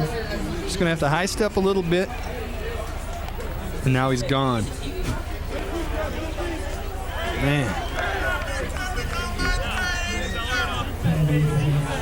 This is a good football team. You know, I think their coaching staff has tried to downplay it a lot. I think they try to sneak up on people, and that's just not going to work. This is a very good football team. And for some reason, they're kicking from the 7. Must have been a penalty we didn't see. No. Snap is down, almost over his head. Yeah. And a good job in getting it down by number 3. That's Michael Clinton, the quarterback. So it's a good thing he had a quarterback there. Yeah, Mike Clinton did a good job of getting it down, and it didn't really matter where they kicked the extra point from. Now it's 21-3, and I think it's pretty safe to say if Lake Orion doesn't score on this drive, they're probably done. Well, one play, 66 yards, 18 seconds off the clock. And there's that. Well, he's over 100 for the night. Yeah, definitely now. He's got 155 total. Yeah, 155, which would give him around 765, which, depending on what the two guys ahead of him were doing tonight, would technically put him in the lead in Oakland County. We're in what game? Week 4. This is the 5th game now. And there's a guy from Oak Park and a guy from North Farmington, and we know they're going to get some yards as we speak. But it's going to be. Essien may get more yards now. He may go over 800. Now let's remember this, though. He had a big lead on the touchdowns in Oakland County, top scorer, and he's got 3 tonight. He's probably going to kill that title right there. All taken by the Dragons, and was he hit hard. Just past the 25-yard line. Well, Rickard, before he got to the 25-yard line. Rickard got hit by Troy Barney. He got hit by David Kim. There it is. Let's take a look. And take a look at this. He's going to get hit high and low. Boom, low. Barney got him low. That set everything else up. David Kim comes up on top, helps finish it off, along with, I believe it was Dan Ellison. So the Dragons start just shy the 25-yard line. 1st and 10 now. They have to match the Colts with that touchdown to get back in this game. Otherwise, they're in trouble. Here's Tooley back to throw right away. They go to the screen. It's tipped and knocked up in the air. And a good job defensively there by Brad Wright for the Troy Colts to get his hand up and knock it down. Brad, what? Something happened after that. The clock's still running. What are they saying? They're saying it was a lateral. Come on. They said he threw back. We missed something. We missed something. Unless it got caught. Let's see if What's the draw? Let's see if they. Does he throw back? Watch him throw back. Does he throw back? No. That's a forward throw. They say it's a lateral. Well, right here, no. Oh, they said I think that's a forward throw. Yeah. We can't tell from that angle, but boy, I didn't even consider that up here when it happened. Thought it was done. Play was done. So that nails them. That's 2nd down and 21 instead of 2nd and 10.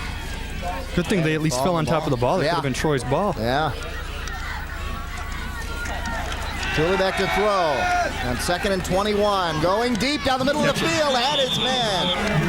Had Adam Eldridge. Got to catch it. It might have been tipped. It might have been tipped by Matt Alcorn, but you still got to catch that ball. That would have gained a good chunk of yardage back. Not quite a first down, but it would have been enough to give him some room. Let's take a look. You're going to see Eldridge. He's going to come across the middle of the screen. You're going to see Alcorn. Let's see if he tips it or not. Right. I don't think he got it. Right in the hands. Yeah, he knew it. You got to catch. He knows it. Adam knew it. Going to bring up 3rd and 21 now, and Lake Orion buried deep in their end of the field at the 15-yard line.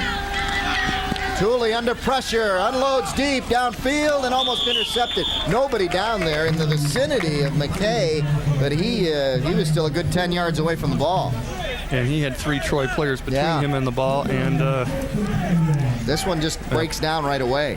And right now, Tooley's in a panic mode. He's got no time. He's just got to get rid of the ball. And there's just no time to look for the open receiver. He's just got to throw it down there and hope something good happens. Yeah, you could see where the receiver was. The ball was a good 10 yards away from him. And he just needed to get that one off. Yeah, well, the physical advantage that Troy has been obvious all night, and now it's taking a truer toll. Back to receive, Essien and Kalfleisch. And a good punt, low though, and returnable. Kalfleisch coming around to his left, inside the 45-yard line, close to the 40-yard line where he's hit. It'll be down at about the 42-yard line. 1st and 10 there. The Troy Colts in great field position. Looks like they put it away here. Take a look to the lower part of your screen. Just 10-yard return. You know, we dogged Essien out off that 36-yard punt.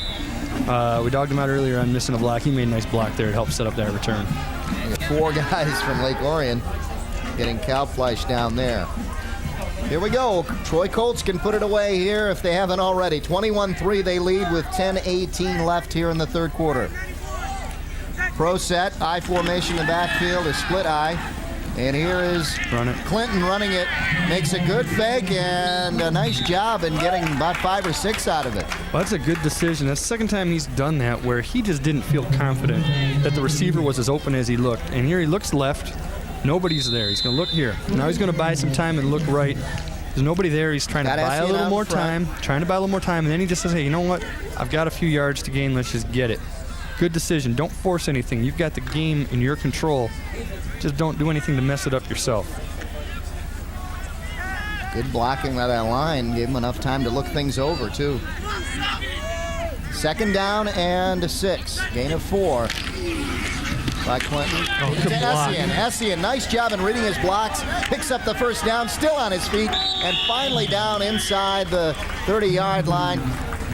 What a run by Essien. You see Atar's block. Yeah. Man, he laid the guy out. I don't know if we're going to be able to see it low. Look at that surge by that whole line line. just killed. Now watch 21 right here. Boom, take the guy down. Took Wilson down, and look, that allows him to come back. And that is what Essien was waiting for. He kind of tippy-toed in there, waited for the block, got the block, and then took off. As Essien picks up the 1st down. And the guy in the back there, the big fella, is John Machieski. That's a big fella, 360. Yeah. Maybe you ought to put him on Essien. Get him out there. Stop the Essien. There was a flag on that play as well, and I don't know if that's it looks like they're going. It was thrown afterwards. Yeah, and that could be an unsportsmanlike. Yeah. Unsportsmanlike or maybe a late hit or something. We'll have to see what they call. Probably be able to hear it. Yeah. Dead ball foul. On the coach. Oh. And the Lake Orion coach. Technical foul, yeah. Not on that coach. No, on the other side. That's the Troy coach. But Lake Orion's coaching staff, one of their coaches got unsportsmanlike, and perhaps he said one of those words you don't say. Yeah. Well, Terrell there, not. You don't know if it's on him or one of the other coaches. Again, they just said a coach, which really is a bench thing. It might have been him, might have been an assistant, either way. Ball at the 14-yard line, 1st and 10 for Troy. Troy on the verge of getting another touchdown here. Look at Atar trying to get his way in there. Well, across the 15, close to the 10. You know, I know Gary Griffith doesn't think along these lines, and heck, he doesn't really involve himself with the offense. Now he's way over the other side of the field, closer to the other end zone than to the one he's going to score in. But Essien's got all 3 touchdowns. He's had a great game, but Atar deserves a touchdown. You got to give him the ball. And take a look at Gary Griffith. That's, yeah, he's real involved right now. Yeah. Where's your team? They're over on the other side.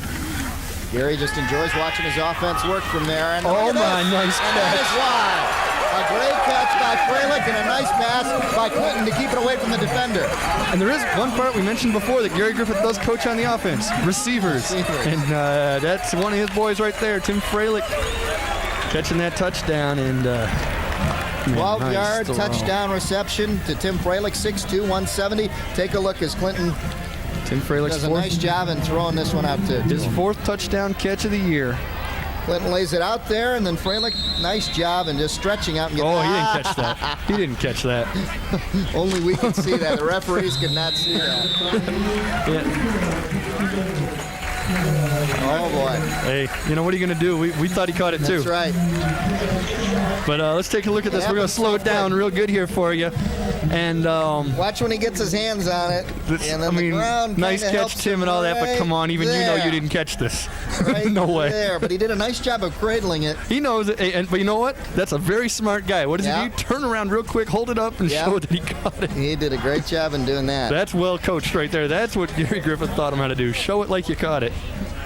And if you do it quick enough, remember, we're showing that to you in slow motion. You do that at full speed, and the ref's not really paying attention. It's really hard to tell because he did a nice job of putting his hand underneath and cradled it. Looked like he got it. There's 4 plays, 42 yards, 2:12 off the clock, and then the 12-yard reception by Freilich. I guess, if anything, you're glad that it's a 28-3 game and not a 28-21 game where that would be something you'd be looking back on. Saying that, it really cost somebody. I don't think that's going to cost anybody anything. Well, the extra point was good by that man there, Ames, and he will do the kicking now. 28-3, Troy leads. And they kick it deep. Back there to get it again was Rickard. Nice return right up the middle across the 25, and again, he's hit right there. At about the 27, 28-yard line. So Lake Orion will start there. Let's take a look at the return by Rickard. Rickard just right up the middle following his blocking, and gets about as much as you're going to get out of this kind of return. And again, this is just a case of being quick, but then being outsized at the end. And Troy trying to strip the ball there. 56 getting his hands in there. And that is but I think Zaga. You're at that point now where any of these first stringers for Troy are thinking every play might be the last one they get today because they're about to be benched. You're about to put in the other guys. So you want to make something happen quick.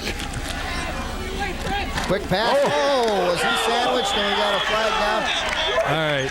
I'll tell you. Now what I think, Rolfensmeyer's got it. Yeah, he was draped, I think, from behind, huh? Yeah, you got Eric Fritz from behind. You've got Matt Alcorn from the front, and I think it's Fritz who gets the penalty. Alcorn comes up and hits him good and hard after he touches the ball. That's fine. I think he was getting held. From behind, Yeah, let's take a look here. You're going to see 88 grabbing onto him. I think you're going to see it.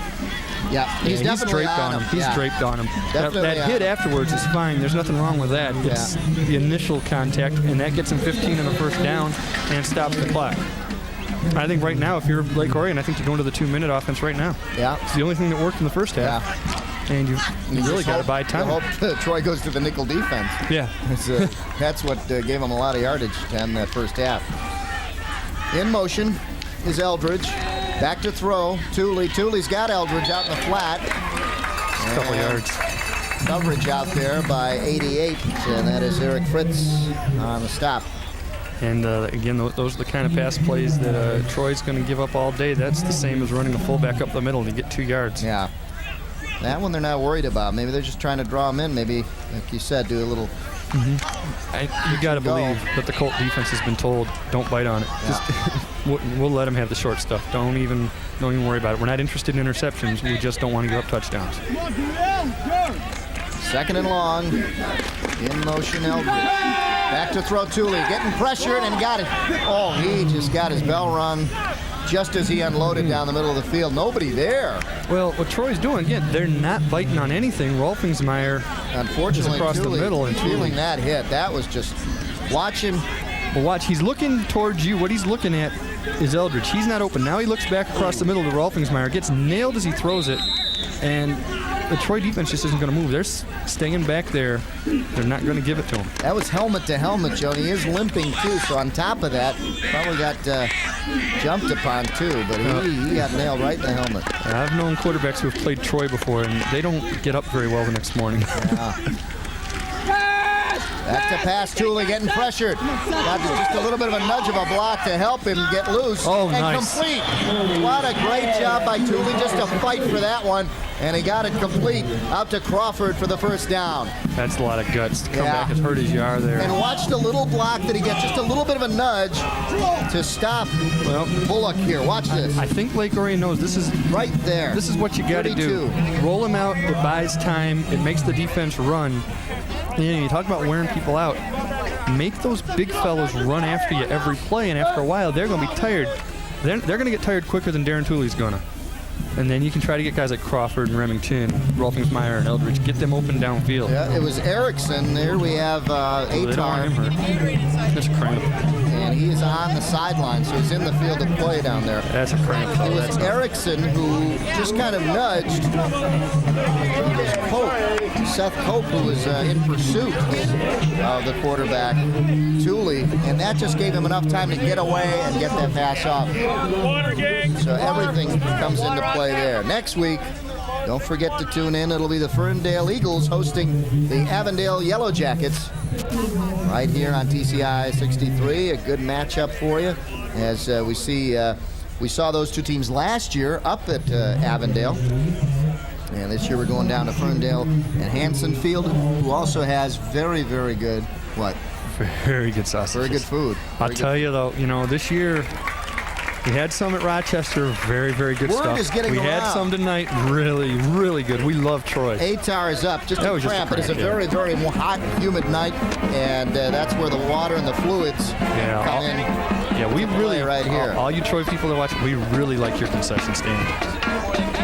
So much so that the crew didn't go out to eat today, did they? They waited for the concession That's stand. right. They really did. The crew normally goes out to eat before the game. Now they waited for the excellent food that they have here at Troy. So, and word is getting around that we are connoisseurs now, and we're going to be on the Food Network right after the season. We're gonna do our own show. We're gonna do halftime shows next year about stadium concessions. food. Yeah, there's an idea. I think we got something here. Right after the Master 10. Angler. Clock at 7 minutes left here, and look at this. That's interference. That is pass interference. Easy call. Pass intended for Erickson, and all he got was a little nudge, but that's all it takes. And Joe, remember, like we had talked about last game, in all the games, it doesn't have to be catchable. Doesn't have to be catchable, and we've seen a lot less contact than this get called. Yeah. And to be fair, when this the team this one was catchable. Hey, Let's see. they're down 28-3. They're going to get the call. Yeah. Real simple. They're going to get the call. Any kind of bump. And he hit him. And it's a good call anyway. Good call. It's a good call.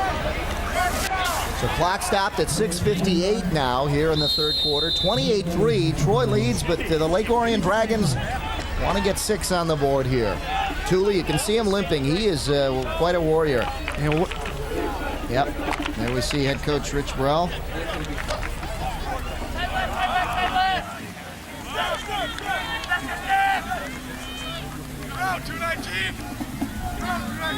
Tooley calling the signals. Back to pass. Gets pressured. Gets away. Now he's got a wide open field to throw to. Open in the end zone. Rolfingsmeyer. Oh! In and out of the hands. I'll tell you, it's a valiant effort to come back. And I think what you got to do if you're Rich Burrell, if you're Chris Bell, also the offensive coordinator, I think we had just seen on the screen, you try to get back, you try to get some confidence back for these guys because this is most likely their first loss of the year, and they're going to have some tough games ahead of them, but you also don't want to get anybody hurt. But right now, got a chance to get on the board, and it was a real close call there. Nice effort. Good job of the Dragons just to fight to get that pass off. Oh. Well, you see what he's doing. He's trying to stay in bounds. Yeah. He was in the deep corner of the end zone. And he's 6'5".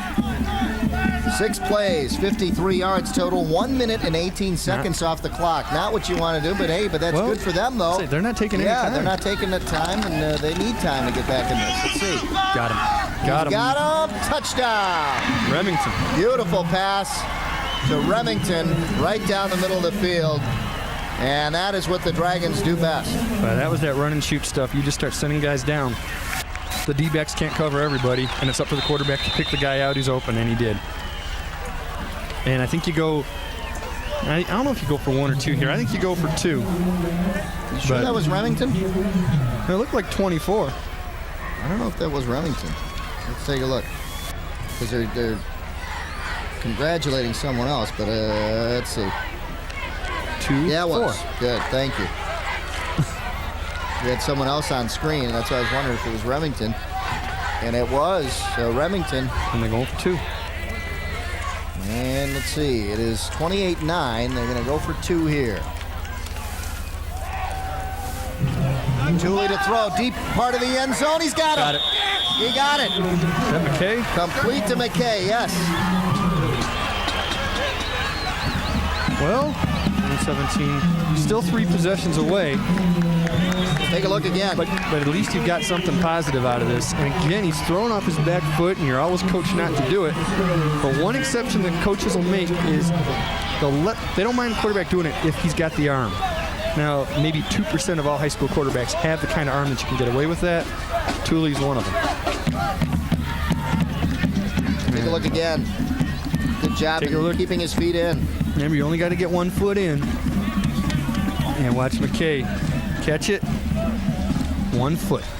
That's all he had. And that's all you need. And they're saying that before he put that right hand over the left to cover it, that he already had control of the ball. There it is, 7 plays, 73 yards, 1:24 off the clock, and you talked about using the 2-minute offense, and that's what they did in less than 2 minutes. 20-yard reception, and then the 2-point conversion. Now, I would rule nothing out here on this kickoff. You could see an onside. You never know. These guys, you're in that situation where you got to try anything. The pass interference call contributed to 32 yards of those. Yards, the total drive yards, so that really helped. Which means they marked off 2 16-yard penalties instead of 2 15. But we had talked about that before the half, that they should be going to those tall receivers and making something like that happen, and then they did. They got to make that defense work.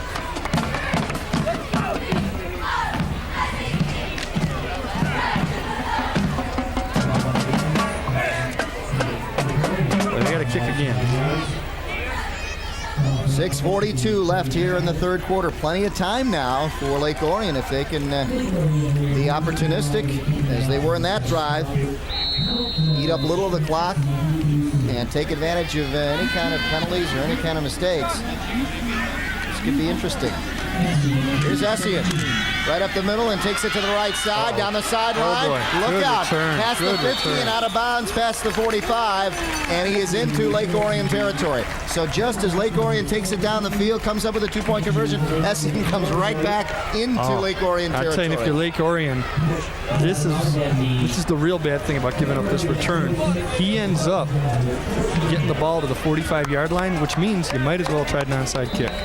Because had it not worked, they're right where they would have been anyway. Yeah.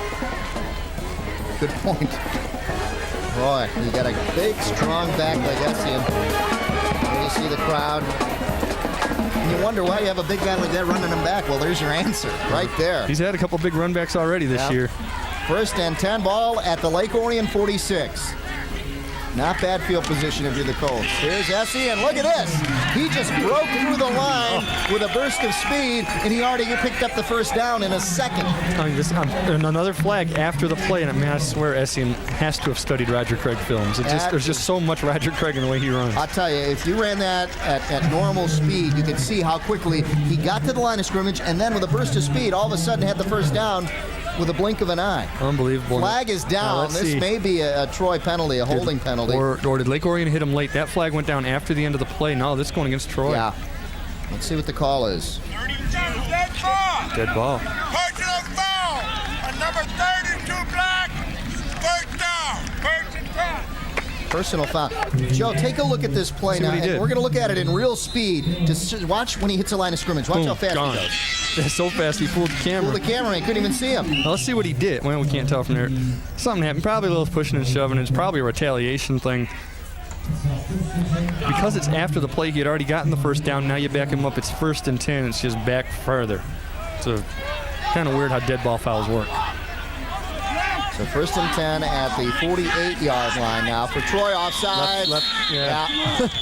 And a left big guy, jump there. Bullock, Mark Bullock. Not only him, I think Beams jumped from the receiver spot. Although, like you were saying, it does look like somebody's moving on every play. 56 yards and penalties for Troy in this half. So that'll tell you something. That'll explain why we got 11 points on the board for Lake Orion and keeping the Dragons in this game, really.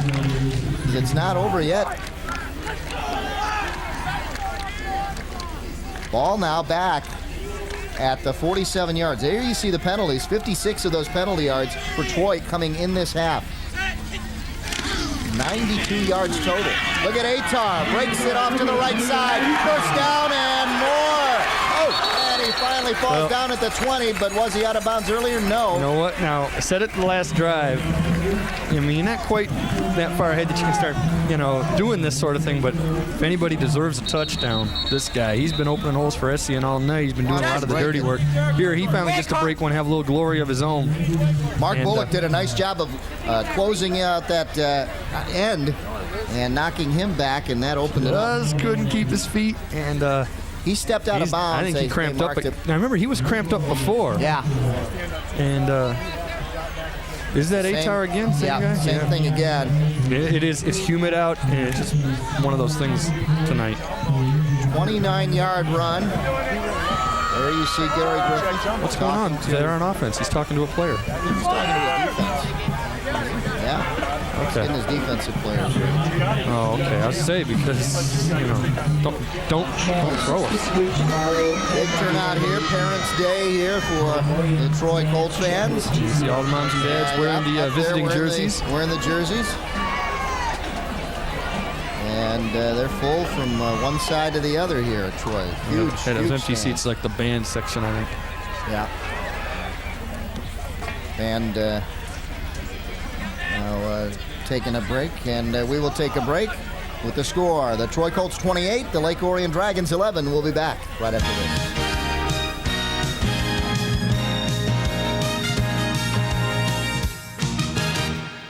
I wrote a letter to TCI because of the kind service and the kindness that was given to me when we needed service. I'm a district manager for Family Dollar stores here in Detroit and Pontiac.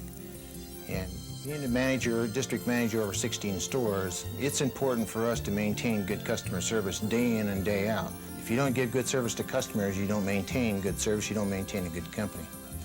And TCI, in my book, has certainly represented customer service to the nth degree.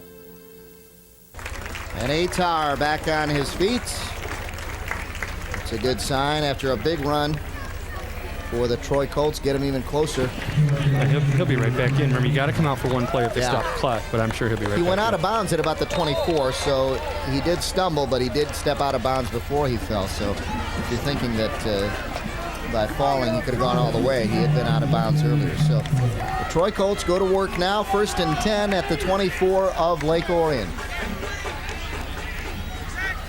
Michael Clinton, the quarterback, drops back to pass. Has a man open in the flat. It's Essien. Essien now on his feet and across the 10-yard line, inside the 10. And he was stumbling, and he still gained a bunch.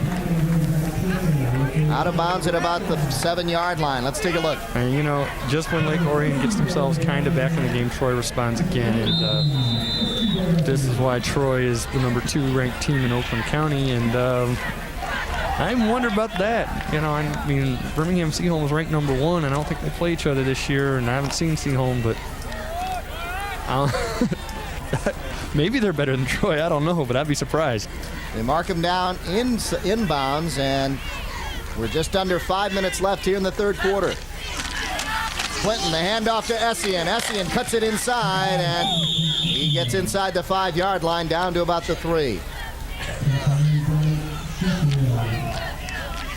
Unbelievable. The guy's just a horse. Let's take a look at Essien work again. Good job by the offensive line. He had a pulling block there, and then he did the rest. Got a little help there from Mark Bullock, too. Big guys are up there, and 2nd and goal from the 3. Power eye right. No receivers split. They've got 2 tight ends in there. Essien follows his blocks, and he is in, but a flag is down. So let's see what the call is. He's got Josh Dean and Dan Ellison blocking for him, but I think it's going to come back. It's going to come back. Another penalty for the Colts, and that is killing him. That puts him over 100 yards in penalties. In the meantime, they're still trying to get Atar stretched out on the sidelines. Take a look here. Essien following Dean right in there. Block's not there. Still able to get in, but it's coming back. And I think Atar's going back in now. They finally stretched him out. Again, you don't want to get too much into this sort of thing, but there's a guy that get him a touchdown. He's done all the dirty work. And I think he's telling the coaches, put me in, and we'll have to see if they actually do that or not. They've also got Matt Graves in there. And Atar's still going to sit out another play. So second and goal and 14. goal from the 14-yard line. If there's a team that can get in from here, it's the Troy Colts. Let's take a look. You run a draw. They've got Freilich, yep. They got Freilich split up top. Power I. And Clinton goes down. Well, there was no block, and I think I don't know if Essien supposed to block there or not, but there looked like a missed blocking assignment. Erickson got in there right away. I don't think Essien had a chance to get in front to block and watch. Essien and Clinton talking to each other, and I think really could have just nailed him. I think Clinton's supposed to go behind him, and I don't know if Essien's somewhere somebody didn't go where they're supposed to go, but I'm sure Essien's supposed to pick that guy up. Miscommunication there. You know, whether it's his fault for not being there or Clinton's for not faking it and going backwards the right way. Yeah. Gary Griffith doesn't look too concerned. Not too concerned, but the Colts going the wrong way right now. And now Atar's 3 minutes left here in the third quarter. It's 3rd and 23 for a touchdown. 3rd and goal from the 23. And a flag flies as they go to the screen to Essien. Essien gets away from one and runs over another, gets inside the 15, but we've got another penalty flag down and then maybe another Troy Cole penalty. Yeah, that happened at the start of the play. Now, after the play, it looked like there could have been a clip, which they didn't call, but that, I believe, is an illegal substitution that he signaled. Take a look. Now, the flag's already down. Right here, the flag's down, and this is that illegal substitution that somebody came in too late. And right around here, you're going to see what I thought could have been a clip. Yeah, couldn't see it already happened, but didn't matter. Now, I don't know if you take this or not. If you're Lake Orion, it would be 4th down. Oh, it's a dead ball foul. Repeat 3rd down. I don't think you have a choice. I think you have to take that penalty. And knocks him back even further. Ball at the 28, so it's 3rd and goal from the 28 now. And look at that man right there. That's the one they're probably going to go to. 3 sacks for 12 yards for Lake Orion Dragons. Yeah, they could use number 4 right now. Yeah. Clinton back to throw. Has time. Now scrambles out as he is pressured. He's got to unload, and he does. Throws it up the grabs. Nobody there. That's intentional. I'll tell you, there was nobody there. It's intentional grounding. Yeah, now the flag flies. I think they just pointed it out to the ref. I think this the head linesman just saw it. Hey, this isn't the NFL. You don't have that rule about get out of the pocket and throw it past the line of scrimmage. You don't have that. He got to have somebody. There it is. Yeah, smart call. And a good call by the referee. Big penalty. He said, if no one else is going to call it, I'm going to call it. Now that's a spot foul, which is going to make it 4th and goal from around the 50. Let's take a look. Take a look. They're getting through. No one's open. Now he's going to scramble. Going to do a little Fran Tarkenton coming up here, spinning around. Yeah. Now you'll see nobody over there right now. Nothing at all. Not one. Not even in the camera. Jersey. Nowhere in your screen. So good call. 4th and goal from the 33, so still. This their first punt? Essien to punt. Yes, it is their first punt. Essien booms it, and it gets into the end zone. Well, they were looking for a little Brian Greasy little pooch kick there, didn't get it. Can't have everything. Yeah. So, the Lake Orion Dragons, with a lot of help from the Troy Cold offense to stop them, and they get the ball at the 20. In reality, you see, this half only, Troy with 73 yards, and boy, we hate to show you what it is total because they are well over 100 yards in penalties. Now the reality is Lake Orion is probably not going to come back, but they still have a chance, and they're going to go back to that run and shoot and see if they can get some yardage out of this. Thule with his offense. 4 receivers. Has Eldridge along the side. Burns one man, has the first down across the 35-yard line. And man, you know, because he's little and he's wearing number 6, he looked a little like Tim Dwight from Iowa, you know. He caught that thing and just spun. Quick move. Watch this. Juke in, turn, it's over. I mean, that's just, that's sweet. Beautiful job by Eldridge. Oh, that was a sweet move. 1st and 10, ball at the 36, 37-yard line. Last drive, the Troy Colts took 4:40 off the clock and didn't have anything to show for it. Yeah, except they took 4:40 off, which that does show something when you're up by 17. Yeah. Clock at 1:59, stopped there, left here in the 3rd quarter.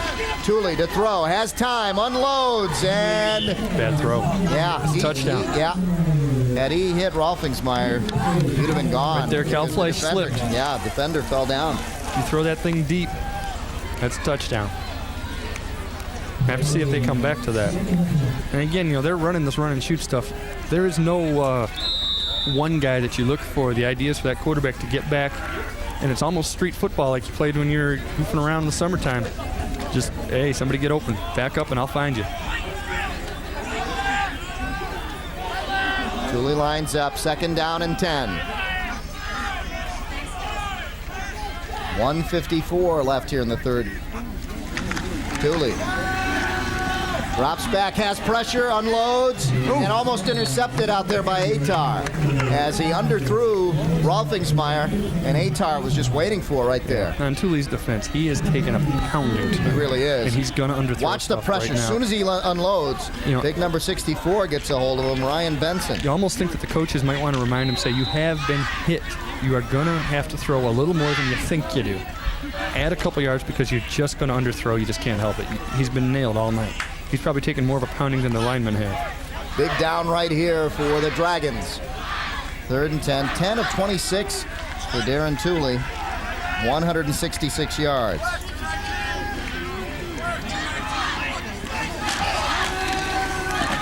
Pass out, nobody there, and then that is an argument for intentional grounding. The Troy Colt fans are letting them hear it right now. You hear him yelling.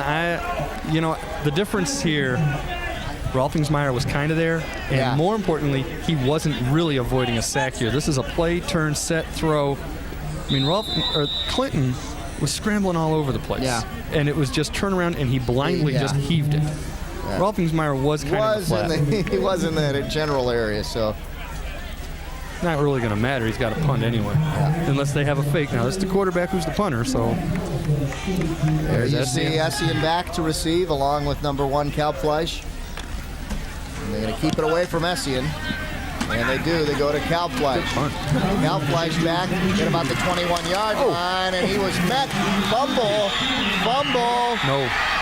No, they're calling him down. I don't know about that one. I'd like to see it again. I think the hit caused the fumble. See, I thought he was down, but I don't know. We have to take a look again. Bono recovered it. Doesn't matter. Really hurt. Oh, he got nailed head on. You saw what happened to Don Beebe a week ago? Yeah. Let's see what happens here. All right, I think he was down, but let's see. Hit hard right there. Ball still in his hand. Can't tell. Hits the ground, and can't tell. Now the ball comes out. I don't know. You can't tell. The ball was out of the frame. You couldn't really tell. But I'll tell you what, what's more important right now is Cal Fleisch. Oh, well, that's one of those. I thought it was just one of those you got your bell rung, but they're messing with the leg down there. And he was hit hard.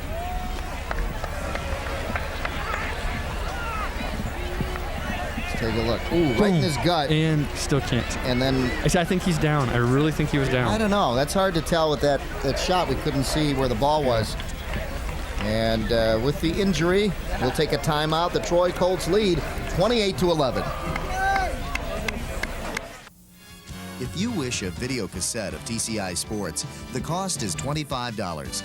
Send a check payable to TCI, along with your name, address, and the names of the teams that played in the game, to TCI Sports Videotapes, 4500 Delamere Boulevard, Royal Oak, Michigan, 48073. Remember to tell us which game you wish to receive.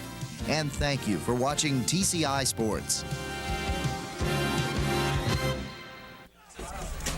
And welcome back to Troy High School. Dave Zorn along with Joe Abramson. And the good news is that Tom Cal Fleisch is up. And it looks like maybe a knee. I still think I think his knee is a little wobbly. And he got the bell rung a little bit too. checking his knee. I think that's one of those. It's The ball was in, I think, his gut, and that's where he got hit. And I tell you, I've been hit like that before. That'll just knock the wind out of you. But I'll tell you, he's favoring his leg. I can tell you right now, it looks like his leg. Believe me, he's not going back in, no matter what. It's 28-11. His right leg is what they're going to be looking at here. Come the Colts now, 1:32 left here in the third quarter. Essien takes it outside. He's got a lot of daylight. He's gone. And he's got one man to beat. Can he do it? And he does. Touchdown, Troy Colts. Essien with a 70-yard run. His 4th touchdown of the night. Wow. 70 yards. And boy, he strikes like lightning. Look at him. 254 yards on the night. Look at this. And he's so elusive. At first, you think, oh, he's going to gain a couple of yards. Then he just kind of bounces outside and then turns on the speed. Wow. And to show you how fast he is, he's burning defensive backs back there. Look at O'Brien can't catch him. And he might not play college football? Unbelievable. You'd be kidding me. 1:20 left here in the third, and he looks like he's having too much fun out there to give this game up. Unbelievable. 70 yards. That's some speed. What a weapon. That's some speed for a guy with that size, I'll tell you. And the extra point is good. Now the game's over. Yeah, pretty much.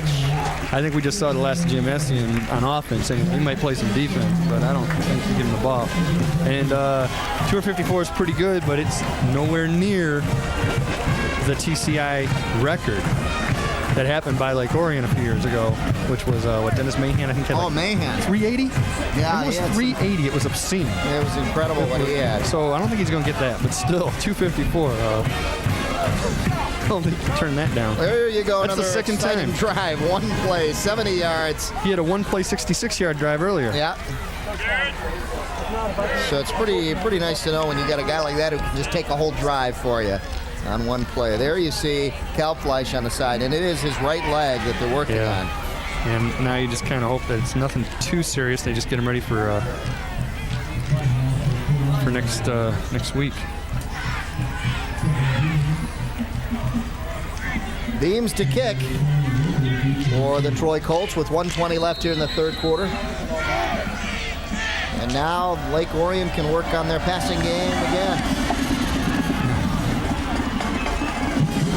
Deep again to Rickard. Oh, payback. Around the 30-yard line is where the Dragons will start with 1:13 left here in the third. Now, at what point, if you're Lake Orion, do you kind of throw in the towel and say, let's not get Darren Tooley any more racked up than he already is? Yeah. Rickard, another return. He's had some good returns. He's had a lot of opportunities to return the ball tonight too. You got another game next week. There's something to be said for having getting some pride out of the game and making a respectable score and all that. But there's also something to be said for coming back next week and winning and having you guys healthy. Is that the hat you're going to wear tomorrow golfing, Joe? No. I'm wearing my NBA All-Star Weekend hat.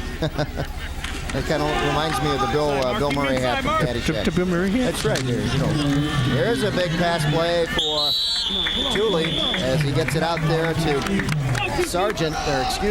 that is Erickson. And Erickson gets a good chunk of yards. He'll be second and about 4 yards. And Troy will get this up all day. No big deal. It's just a short run as far as they're concerned. What hat are you wearing tomorrow anyway? What hat? Yeah, what hat? I don't know, maybe... you gonna borrow Gomi's Master Angler hat? I think so. Okay. You like that one, and you're fond of that. So. Very cool hat. Essien is in there defensively. Atar is also in there. Yeah, the number one defense is going to stay in. I'm curious to see next time they're on offense, though. Tooley back to throw. He's got his receivers out there, but I'll tell you, he's in trouble. And he unloads deep. He's got his man wide open. Rolfingsmeyer slipped behind the defense, and he's trying to get in for the touchdown. And he's just shy about a yard or two. We've got coming a flag back. He down. was over the line of scrimmage. Oh, boy, I think so. He was close to the 40. Oh, man. Oh, yeah. Too bad. I thought it when he threw it. I didn't even think it was close. Yeah, too bad for Lake Orion. That was just a great play. You know, I got to tell you, if I'm Lake Orion, I was about to say it, even though that play that seemed to work out well, I think to pull him out of there. Here's the call. He's going to get killed. Yeah. We've got a game next week. He was in heavy traffic. I'm surprised he didn't get that off. Let's see. All right. Yeah, that's it. Yeah, that's the play. Now look where the line of scrimmage is and try to remember where that was. And it's not this line that you're looking at here. Okay. It's a yard past the next big line. Yeah. So he's all right. He's all right. That's the ball. It's not his body. Now he's crossed. And he's. Boy, it's closer than you think, It's though. closer than you think. The flag was thrown 4 yards forward of that. Yeah. It's about a yard. He was about a yard over. But look at this. That's it. Yeah. He stepped over. Yeah, he stepped. Where was the ball when he released it? It's where the ball is. Okay. I don't know. Well, I mean, hey, they called it. Yeah. That's the end of the quarter.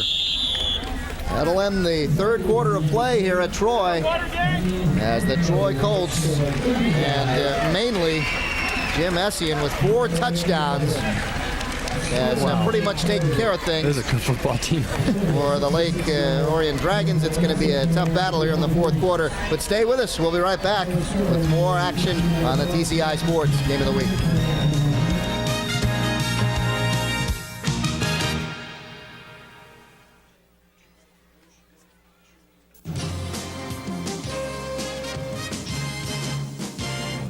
On the Master Anglers, we bring you the hottest fishing action around the state of Michigan. From tips and techniques to advice and stories from the pros, the Master Anglers gives you the info you need to catch the big ones. Plus, it's just plain fun. That's the Master Anglers, Thursday nights at 8 on TCI Channel 63.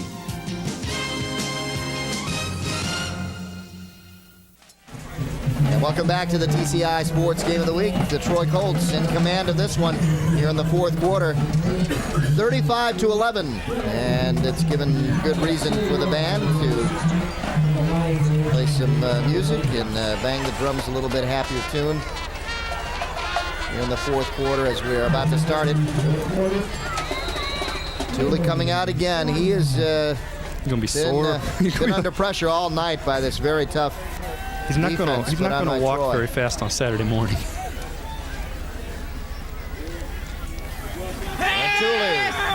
Back to pass, unloads, got his man, Remington for the first down. And the referee's about to tell the Troy defensive line, you better watch it. They hit him after, they didn't knock him down, but they kept going after him. I think he just warned them. That's that first team defense still out there for Troy. I don't know if you're going to be able to see it from here, but he takes a hit. And it's long after that. He doesn't get knocked down, but they still nobody around him when he unloaded. Yeah, he still took a little bit of a hit. And the official, I think, just told those guys, be careful, and could flag you on that. And if Thule, this is something he'll learn when he's a senior, just go flying. When they touch you, go flying. Ball at about the 44-yard line, 1st and 10 for Lake Orion. Thule back to throw again. Going deep down the sideline and knocked away by Essien. Yeah, that time that was just good defensive pressure. They got in. Yep, 32 against 32 that time. Essien did a good job, but credit the pass rush because what it did was it prevented him from looking downfield. And if he had a chance to look downfield, he wouldn't have thrown it that way. He'd have gone right down the middle to Remington, who had single coverage and was wide open by the time the ball was there. Essien dive in here at the last second, intended down there for Erickson. I'm really surprised they're going so deep when the little patterns inside are working for them. Yeah, but Troy's giving it to them. Yeah, they need to score. I mean, they need to score on each play. I think that's the idea too. But they use the clock efficiently on that one drive that they had for the score. And this time they go to the run, nothing there. That's not going to do anything. By Sargent. Now keep the clock going. I'm talking about that one scoring drive.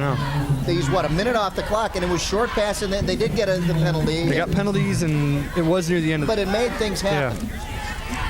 Yeah, I think right now that it is kind of you're almost playing street football. You're just, hey, let's just throw it deep and see if we can get anything going. Right now they're going to call timeout and discuss everything. They're going over there. That's Chris Bell, the offensive coordinator, and he's actually in the history of Lake Orion football, he's the best quarterback that school ever had. He was an all-county dream team player way back in the 80s. Heck, in the 80s. In the 80s. Way Wow. back. Yeah. Long time ago. Old-time football. Gary Griffith Your turn. talking to his defense. Your turn. You do this want me one. to do this? Oh, you do this. I'll help you out. You do this one. For alternative television, for alternative minds, and just plain cool stuff. Tune into Visually Challenged. I'm kind of going with the music. You're going to read it like it's spelled? Watch Paul and Captain Jimmy every Tuesday night at 8:30. And Saturday night at 11:30. That's Visually Challenged on TCI Channel 63. Spelled wrong for a reason, folks. They need to put an accent mark over Television that A. that makes you say, hoo-wah! Wow. That's Captain Jimmy on the keyboards, by the way. If you want to see Captain Jimmy, you have to watch the show. Because I can't explain. You can't explain Captain Jimmy to anybody. You have to see him. I told Pat, you remember like a couple years ago I had this big goal of mine to get on Roadshow Video? I have a new goal. I want to get on that. There you see. I want to get on that show. Paul Musinski there and Kelvin there. We got to get on their show, man. But I tell you what, on Visually Challenged, I'll tell you a little bit about after this play. Oh, man. Almost intercepted. He overthrew everybody. In and out of the hands of Darrell Ellison. Fourth down, you got to go for it. Sorry, Darrell Ellison.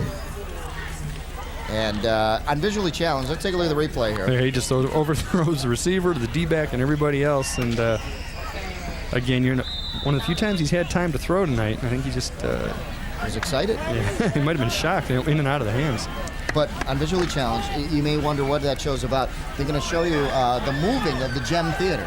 So I think this is some cool stuff on Cool. this. So, how do we get on? I don't know. We'll have to. We got to get on that show. Drive whirly ball cards or something. Okay. You got the connections for this, man. you work it out. Back to pass. Dooley. Oh, and this was just hit right at the line of scrimmage. Fell. I think that was, Drew DiGiacinto. Yep. DiGiacinto in there. How tall is he now? 6'6", 205? There's 4th and 7. Look at that. Big mitt. I don't know if he got it. On the other side. I think it was Ryan Benson. Yeah, it's on the other side. There's a couple of guys in there. We couldn't see his number on this side. That's As it is, hey, they're getting the ball. And the first string's still in there. Michael Clinton still the quarterback with 11 minutes left here in the 4th quarter. I don't think you'll see Mike Clinton or Jim Essien. They want to get Atar a touchdown, I think. Well, here's the throw. We get Freilich one. Complete. Almost incomplete, but he held on to it. And look at that.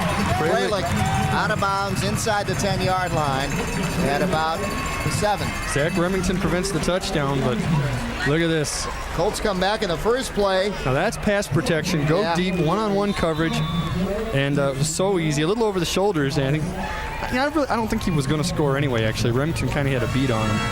But give credit to Clinton to put that right on the money, too. Freilich with a 38-yard reception. Ball at the 7-yard line, 1st and goal from there.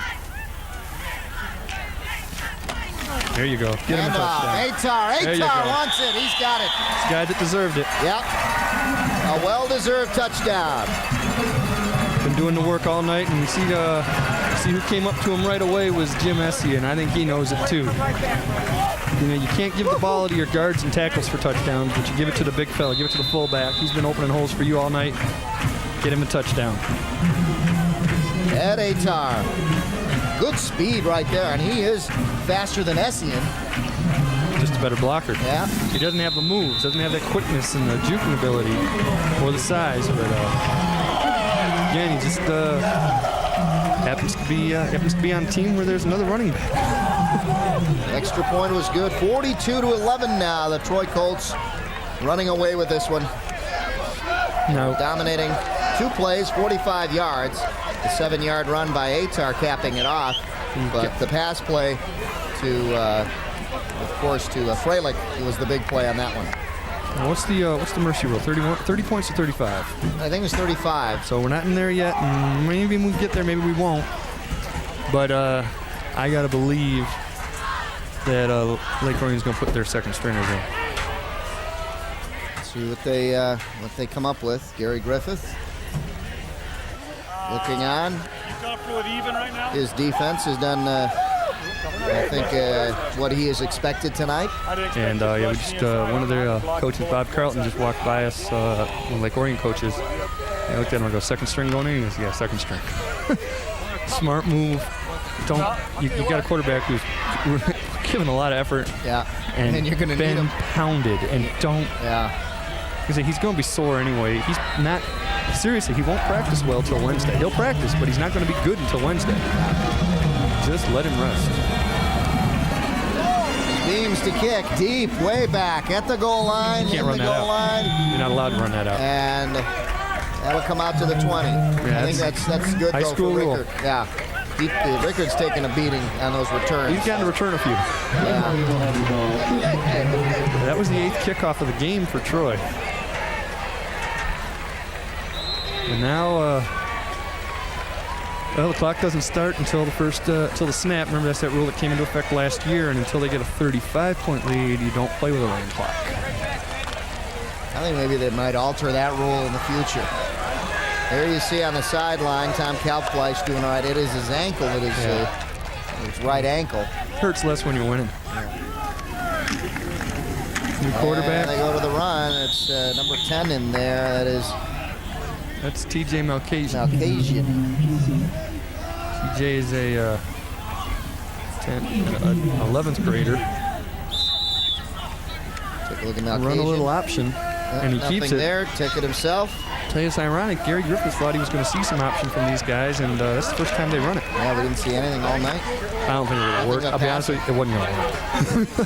Well, they're just outsized. If they mixed it up a little bit, they might have thrown Troy off. But I'll tell you, Troy tonight hitting on all cylinders. I'll tell you what, year in and year out, Troy. Interception. Look at this. Well, you're going to get a shot at it anyway. Intercepted by Eric Fritz. Fritz tried to run it back, but he was stopped before he got to the 10-yard line. And let's take a look at who comes out for Troy on offense. See the ball right in the hands of Fritz, and his receiver went down. That's what happened. Intended receiver went down, and Fritz is down at about the 15-yard line, 16-yard line. Yeah, right there. I think Chris Bell's telling him, "Hey, just relax. You're not costing us anything right now." He's telling him what he did wrong because he is the backup. And he's going to be the backup next year too. He's a junior.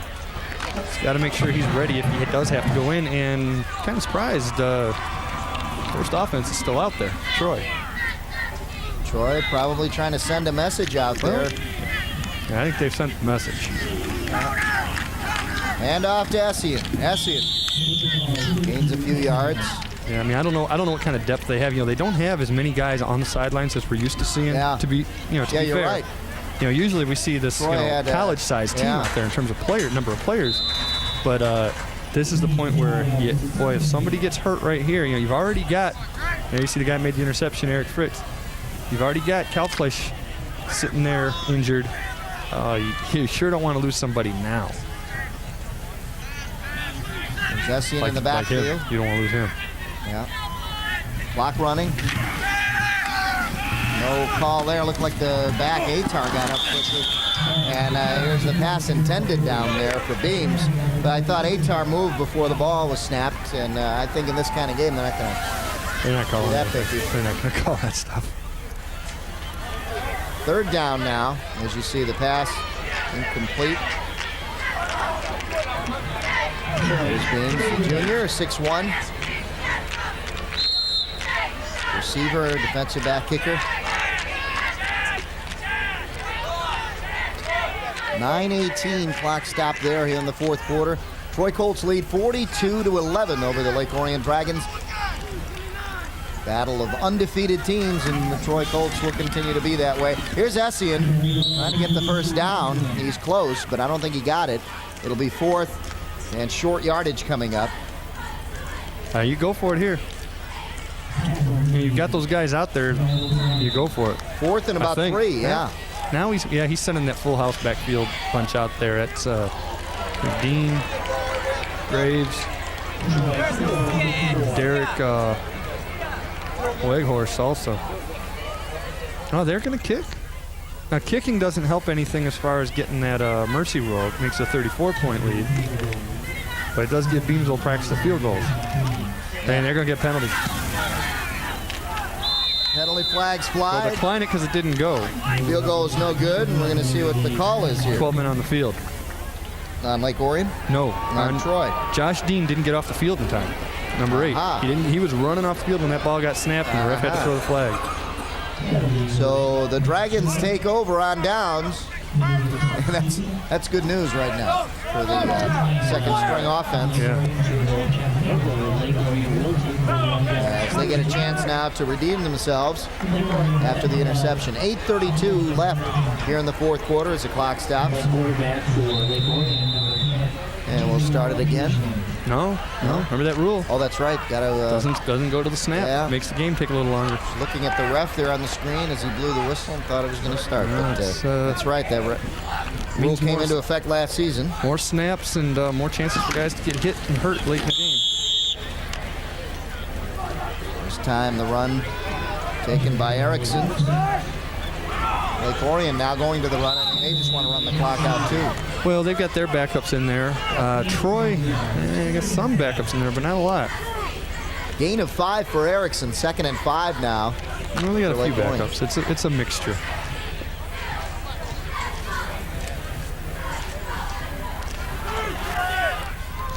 Malcasian, the quarterback, calls the signals. And look at this. Look at this run. Oh! Taking What a people hit. with him. Did you see the hit at the end Yeah. of that, though? See who laid the hit on him?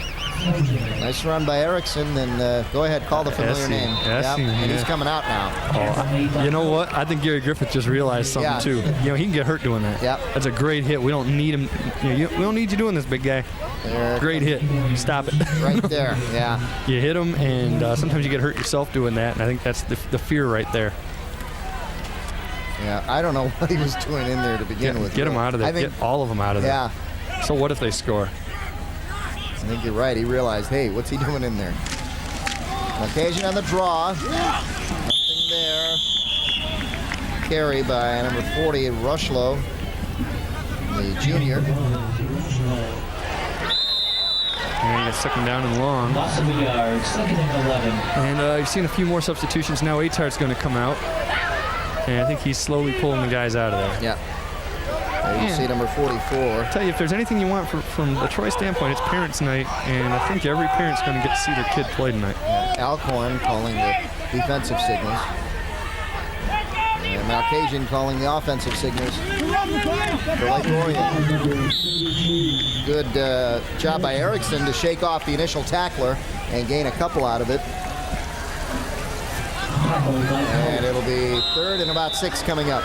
And Erickson past the line of scrimmage here, makes a quick little adjustment there. Now he's going to get tackled, I believe, by, I don't know if that was Fritz or if that was Cope.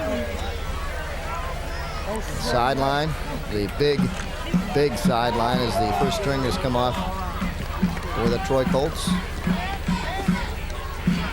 3rd down and 6. 3rd and 6, back to pass. Malcasian looking for somebody out there. He's got his man. Complete to Eldridge. Eldridge still in there, and Eldridge picks up the first down. So the 2nd string offense with a couple of second first string stringers. quarterback, yeah. A few first stringers still in there. Let's take a look. And remember, we're talking about some juniors out here for these guys. Adam Eldridge, a junior. Tooley, a junior. Even Malcasian, junior. This is a team that they're good now. Wait till next year. 14-yard reception there for Eldridge, and they're right at midfield. Taking it himself, Malcasian gets the first down. Malcasian ran a good fake with Troy guys Erickson. couldn't believe it. They just couldn't believe it. And nobody followed the quarterback, Malcasian, around the end as he picks up the first down. Great job of hiding that ball and taking it himself.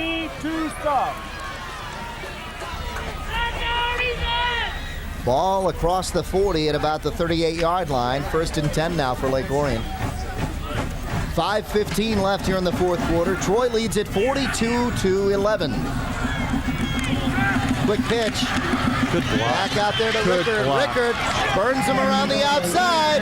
Rickard, one man to beat. And he's out at the 5-yard line, right before the 5. Wayne Zitta, number 2, gets the credit for this play. Wide receiver, check the block out. I hope you can see him coming into your screen. You're going to see him spread out.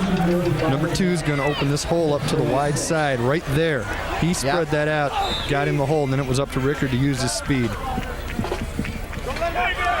Rickard finally caught from behind there by DiGiacinto. Drew DiGiacinto finally catching him right before the 5-yard line. First and goal from the 6 for Lake Orion. And look at this. They're getting in. Touchdown. So the Dragons get in on a 6-yard run by Jason Erickson. With 4:57 left in this one. So a nice drive put on here by the Dragons. Here, Erickson made a nice run earlier. This time they give it to him right away on the option. Gets himself in there, almost untouched. 42-17 doesn't really affect the outcome of the game, but again, it gives the offense something to build on for next week. This time they are going to kick. Yep. We get the guy off the field fast enough. You see the flag. Illegal substitution again. Yeah. I don't understand why this play has to be. How you can throw a flag and still allow the snap to happen. Yeah, I don't understand that. If there's a ref who can let us know, tell us how that's the one play where the flag goes down and the play then starts. You don't get to delay a game and then get to, snap it. You blow the whistle or encroachment or anything else.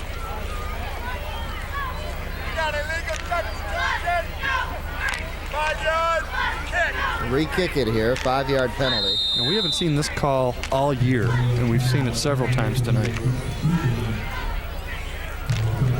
Heck, we haven't seen this call ever before. High snap, they get it down, and the kick is good again.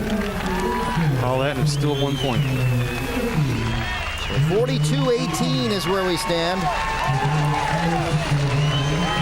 With 4:57 left here in the fourth quarter. And you see Erickson, 7-yard run by Erickson, capped off the drive of 8 plays, 80 yards, and 3:25 off the clock. Lake Orion would have thought, hey, how come it wasn't this easy earlier? Well, yeah. That's what happens when you pull guys like Essie and an Atar. And they go to a prevent setup, too. Yeah. And Joe, here's the TCI conference as set up by our... There was only 2 undefeated teams left, and now there's 1, and that's going to put Troy up there at the top. Troy all alone up there, undefeated. Clarkston in the league still undefeated. Clawson still undefeated in the league. That's right. Now remember, that's about it. TCI conference is all the teams in our area, so there are some OAA teams. Yeah. That are not on there. And Commissioner Pat Collar is the one who put this together. These are the teams that we cover Pat Collar, in our area. The ambassador of Kwan. That's a public access show. Oh, that's right. I'm sorry. Yeah. I'm sure Pat does not want to be associated with that program. Ball at the 20 and ran into some trouble down there. Finally downed, and that was 31, Dennis Franks. Well, now what you're going to get, you're going to get backups from both teams who don't get to play a lot. Yeah, Dennis and Franks, they're going to be fired up. They're going to come out hitting. Yeah, Dennis Franks was not on our roster. We had to pencil him in. That's right. You're going to get guys on both teams now who just don't get to play a lot, and they're going to want to show something to their coaches, maybe get themselves some time later in the year. And so, if they're underclassmen, maybe... Interesting things happen at this time with 4:50 left. You have turnovers, you have penalties, you have all kinds of things can happen, and sometimes some exciting breakaways, and well, let's see what happens. And we got a new quarterback, and yeah, check out that number on that quarterback. That's illegal. That's got to be a penalty. Oh my! See? All kinds of things happen. I had to mention it, didn't I? Lake Orion comes up with the turnover. The quarterback was Eric Fritz, who we saw number 88. come up with an interception. There's a flag too. All that and there's a flag. Crawford comes up with the turnover. Flag is down. And like I said, you see penalties, you see turnovers. We saw all that in one You saw a penalty, holding. You saw a number 88 playing quarterback. Decline first down. Let's take a look. I guess that's okay. That's the sort of thing too that gets your first string back in there when you don't want to play them. Yep. Terry Moore carried the ball, and that was the turnover that we saw there. Crawford falling on it. And it's 1st and 10 now for Lake Orion, and they can at least make the score tomorrow in the paper a little bit more respectable. Exactly. And, you know, again, build on something for next week and for the rest of the season. Ball at the 33, going towards the end zone. More turnovers. And down the sideline. We might have a point here. Look at this. Duriel Ellison goes out of bounds. And he comes up with the interception. That was Dan Ellison. Duriel or Daniel? Daniel. I'm looking at the... yeah, I think it's Dan. Oh, it's Daniel. I think, Dan Ellison. The roster we Sorry got about that, Dan. Duriel. There he is. That was, Pick me up here, Joe. Nice. Well, this is Dan Ellison, as seen on TV.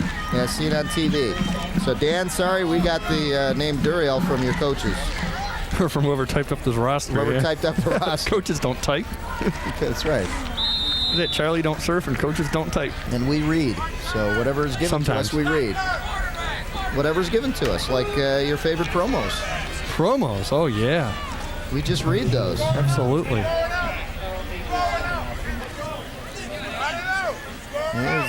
Now they're going to change the quarterback's number. He can't wear 88. He can't wear it. Now they catch him. Well, what happened last time, guys? He was in for one play. That's funny. I mean, come on. So Clinton's got to go back in until they can get a different jersey on this guy? Yeah. Oh, man. Can't they report him just like they report? And I don't think so, because remember, we asked a couple years ago about... I know. I was just in high school, they can't run a tackle eligible. Yeah. Oh, now we're being told he's bleeding. Oh, is that what it is? Magic Johnson rule. So it's not the number at all. Because you can't run a tackle eligible. The guy with the number 70 can't catch a pass. He's got to switch to the 8, to a number in the 80s or whatever. Is he bleeding? But if he's bleeding, he can't be in there. We can't tell from here. It reminds me of the line that, see, the night it's cooling off now, folks, and then that steam is coming off the head of Mark Bullock there. But not anymore as he cools off. It reminds me of the line that Tom Hanks used in that baseball movie with the woman. Yeah? The League of Their Own? Yeah. What do you say? You can't bleed in. Nobody bleeds in football. Is that what you're trying to tell him? Well, wait, no, there is no crying in baseball. There's bleeding in football. Well, that's what I thought. Now they're going to take people off if they bleed in football? Yeah, that's been the rule for... Yeah, I know, but it's kind of... Ever since, I guess I understand. I mean, back when I played football, if you didn't bleed, everybody was bleeding on the field. The whole 11 guys would be off the field. 2nd down and 9. Just under 4 minutes left in this game. And I'll tell you, we're just seeing everything here. As Dennis Franks trying to run it outside, got hit way back in the backfield by number 76. Rick Spearing getting in there. Let's take a look. Yeah, he gets slowed up here, and there were some guys jumping on at the end. The whistle hasn't blown yet, still hasn't blown, so you go in and hit him some more, and you just hope you don't get guys hurt doing all that. But dragging guys are doing what they're supposed to. The whistle's not blowing, you keep going. Loss of 3, 3rd and 13. A lot of confusion on the defense. Carry here. And another flag flies. Carry goes to 49. That is Matt Graves. Graves on the carry. You got to figure the guy really had to commit a penalty for him to throw it right now. Gary Griffith looking on too. Hey, you foul, back it up. Yeah, he's getting to the point. Look, just let the clock run out here. Hey, and he's, Okay, they're going to punt. I think he's wondering that too. Why? Seriously, why do you call that? Why do you even bother throwing a flag? Why do you do anything right now? Unless it's blatant. I don't think either team is going to complain about a no call. No, I think, you have to go in as a ref and say, hey, are we going to call this or are we not going to call this? And they have to stick with it because they have to be consistent. Otherwise, players are going to get hurt. Yeah. Well, if it's a blatant thing, fine. But if it's a little hold or a little, an offsides or something. But as is, Troy's got to call a timeout. I don't think they had enough guys on the field for that punt. And that's what happens, too, when you get second, third stringers in there. Well, yeah. Confusion. Hey, wait a second. I thought you were on that team. No, I was on that. Well, you know what happens, too, is you don't have a second-team punt team. Yeah. So guys like Essien, who is the punter, he's got to go back in. He can't just take the rest of the night off. Yeah. And you got to make sure those guys are ready. Next week, don't forget to tune in. It's the Yellow Jackets of Avondale taking on the Ferndale Eagles Saturday and Monday at 8 p.m. right here on TCI 63. And as we said, we covered that game last year. It was a low-scoring game. It was a cold evening up there at Avondale. Yeah. It was like 3-0. And I think they tied it. Overtime? Yeah, it was overtime. It was tied 3-3, I think. So this game's got to be better. It's got to be better. Got to be better than that one. Essien in the punt, low, end over end, and taken down there at about all right, I understand why. 28 yards. I was wondering what he was doing, but that's the backup quarterback on occasion, and the last thing we need is him getting hit. Yeah. Clock stopped at 2:46 left in this one. Fans starting to make their way out. Actually, it's the band. A 43-yard punt there by Essien. Well, talk about a guy who does it all.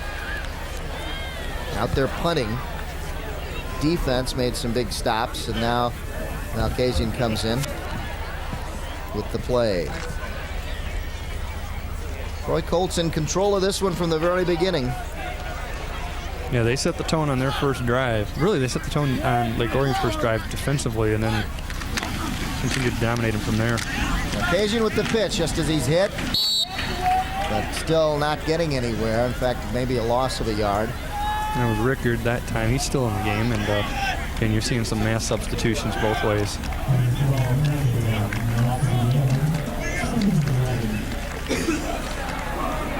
Still think they've got the heater turned on in this press box. It's so just looks so nice and cool out there. Here, another ankle injury. Kalbfleisch, number 1, hurt. Now number 2, Troy Barney is hurt. Running it to the outside is Rickard, and he gets hit. How do you think he got outside? After a gain of about 6 or 7 yards. Let's take a look where they mark this one. Yeah, he gets a couple blocks up front. He's able to get a couple of yards anyway. He's got 5, 3rd down and 6. Got about 5 on it. Yep. It'll be 3rd and 6. Clock still going. 1:35 left here in the 4th quarter. 3rd and 6 coming up for Lake Orion. Malkasian to throw. Steps up now, saw plenty of room, picks up the first down, and is flattened by Graves. And we're saying these are guys that aren't always playing a lot. They get a shot at you, they're going to take it. Good hit. Matt Graves, number 49. Matt Graves wants Gary Griffith to notice. Yeah. He wants him to notice that. Hey, when I get in, I hit. Put me in more. The 2nd string captain out there. He's a junior, 6'1", 185. So there you see him right behind number 5 there. High formation, pitch goes back to the tailback. Big run, spinning first down. Exciting run there by Rickard, Adam Rickard. Yeah, Still got a lot left in him. Brian McLean hangs on for dear life after the first down, prevents him from getting any more yards. And Rickard picking up some rushing yardage. And yeah, we're going to have some deceiving rushing totals for Lake Orion at the end of this game because they're picking up yards right now. Yeah, nice job spinning that time to pick up the first down. 13 yards on the run. It's a draw, and it is a good one for Rickard again. Rickard picks up another first down and then close to another 13 yards or so. So Lake Orion now running out the clock with 26 seconds left. We'll start again. And could be the last play of the game here unless they're throwing. They might get 2 out of here. Oh! Rickard hit there by Graves. And gets a loss on the play. And I don't think they're going to snap it again. That'll do it. The Troy Colts dominate this one. And what a night it was for Jim Essien. Troy Colts undefeated as they continue on in this 1997 season. And Gary Griffith. Doesn't look overly enthusiastic. No, got to be happy with this, though, as he goes to shake hands with Coach Burrell. I think he knows that, they're 5-0, halfway through, a little past the halfway mark now, and it's Bob Carlton, one of the assistants from Lake Orion, who helped us out a lot before the game, giving us some information, and Griff didn't sound that thrilled about the way things were going this year yet. Like, we can still get better, That's why they're such an elite program. They're undefeated, and they're thinking about how to get better. We'll be back to wrap things up from Troy High right after these messages with some final stats for you. The final score, Troy Colts 42, Lake Orion Dragons 18.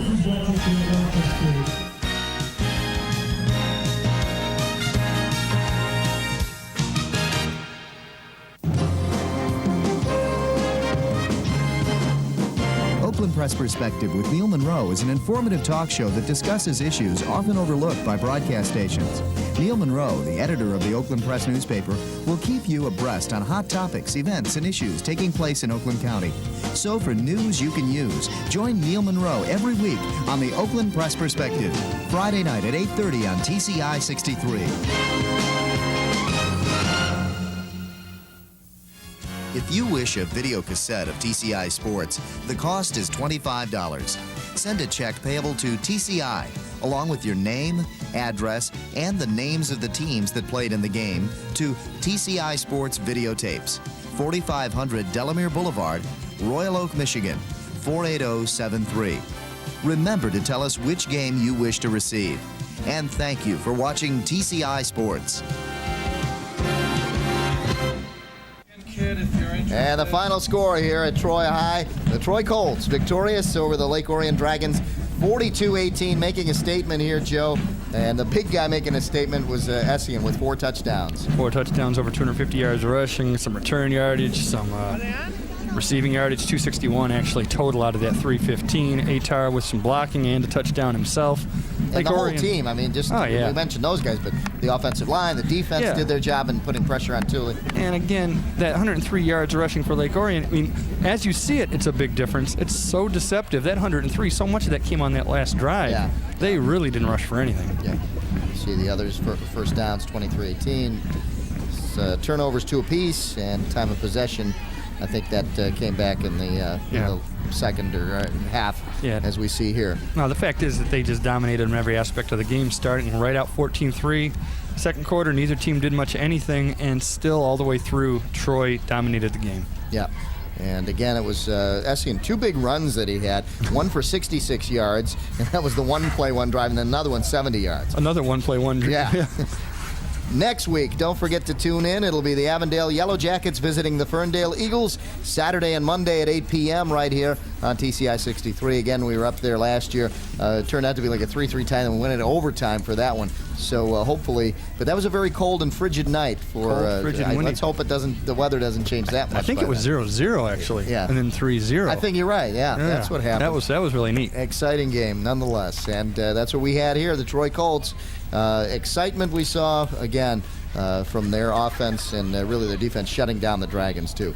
42-18 the final score. We'll see you next week from Ferndale. For all of us, for Joe Abramson, our entire TCI Sports crew, I'm Dave Zorin. Thanks for tuning in. We'll see you next week.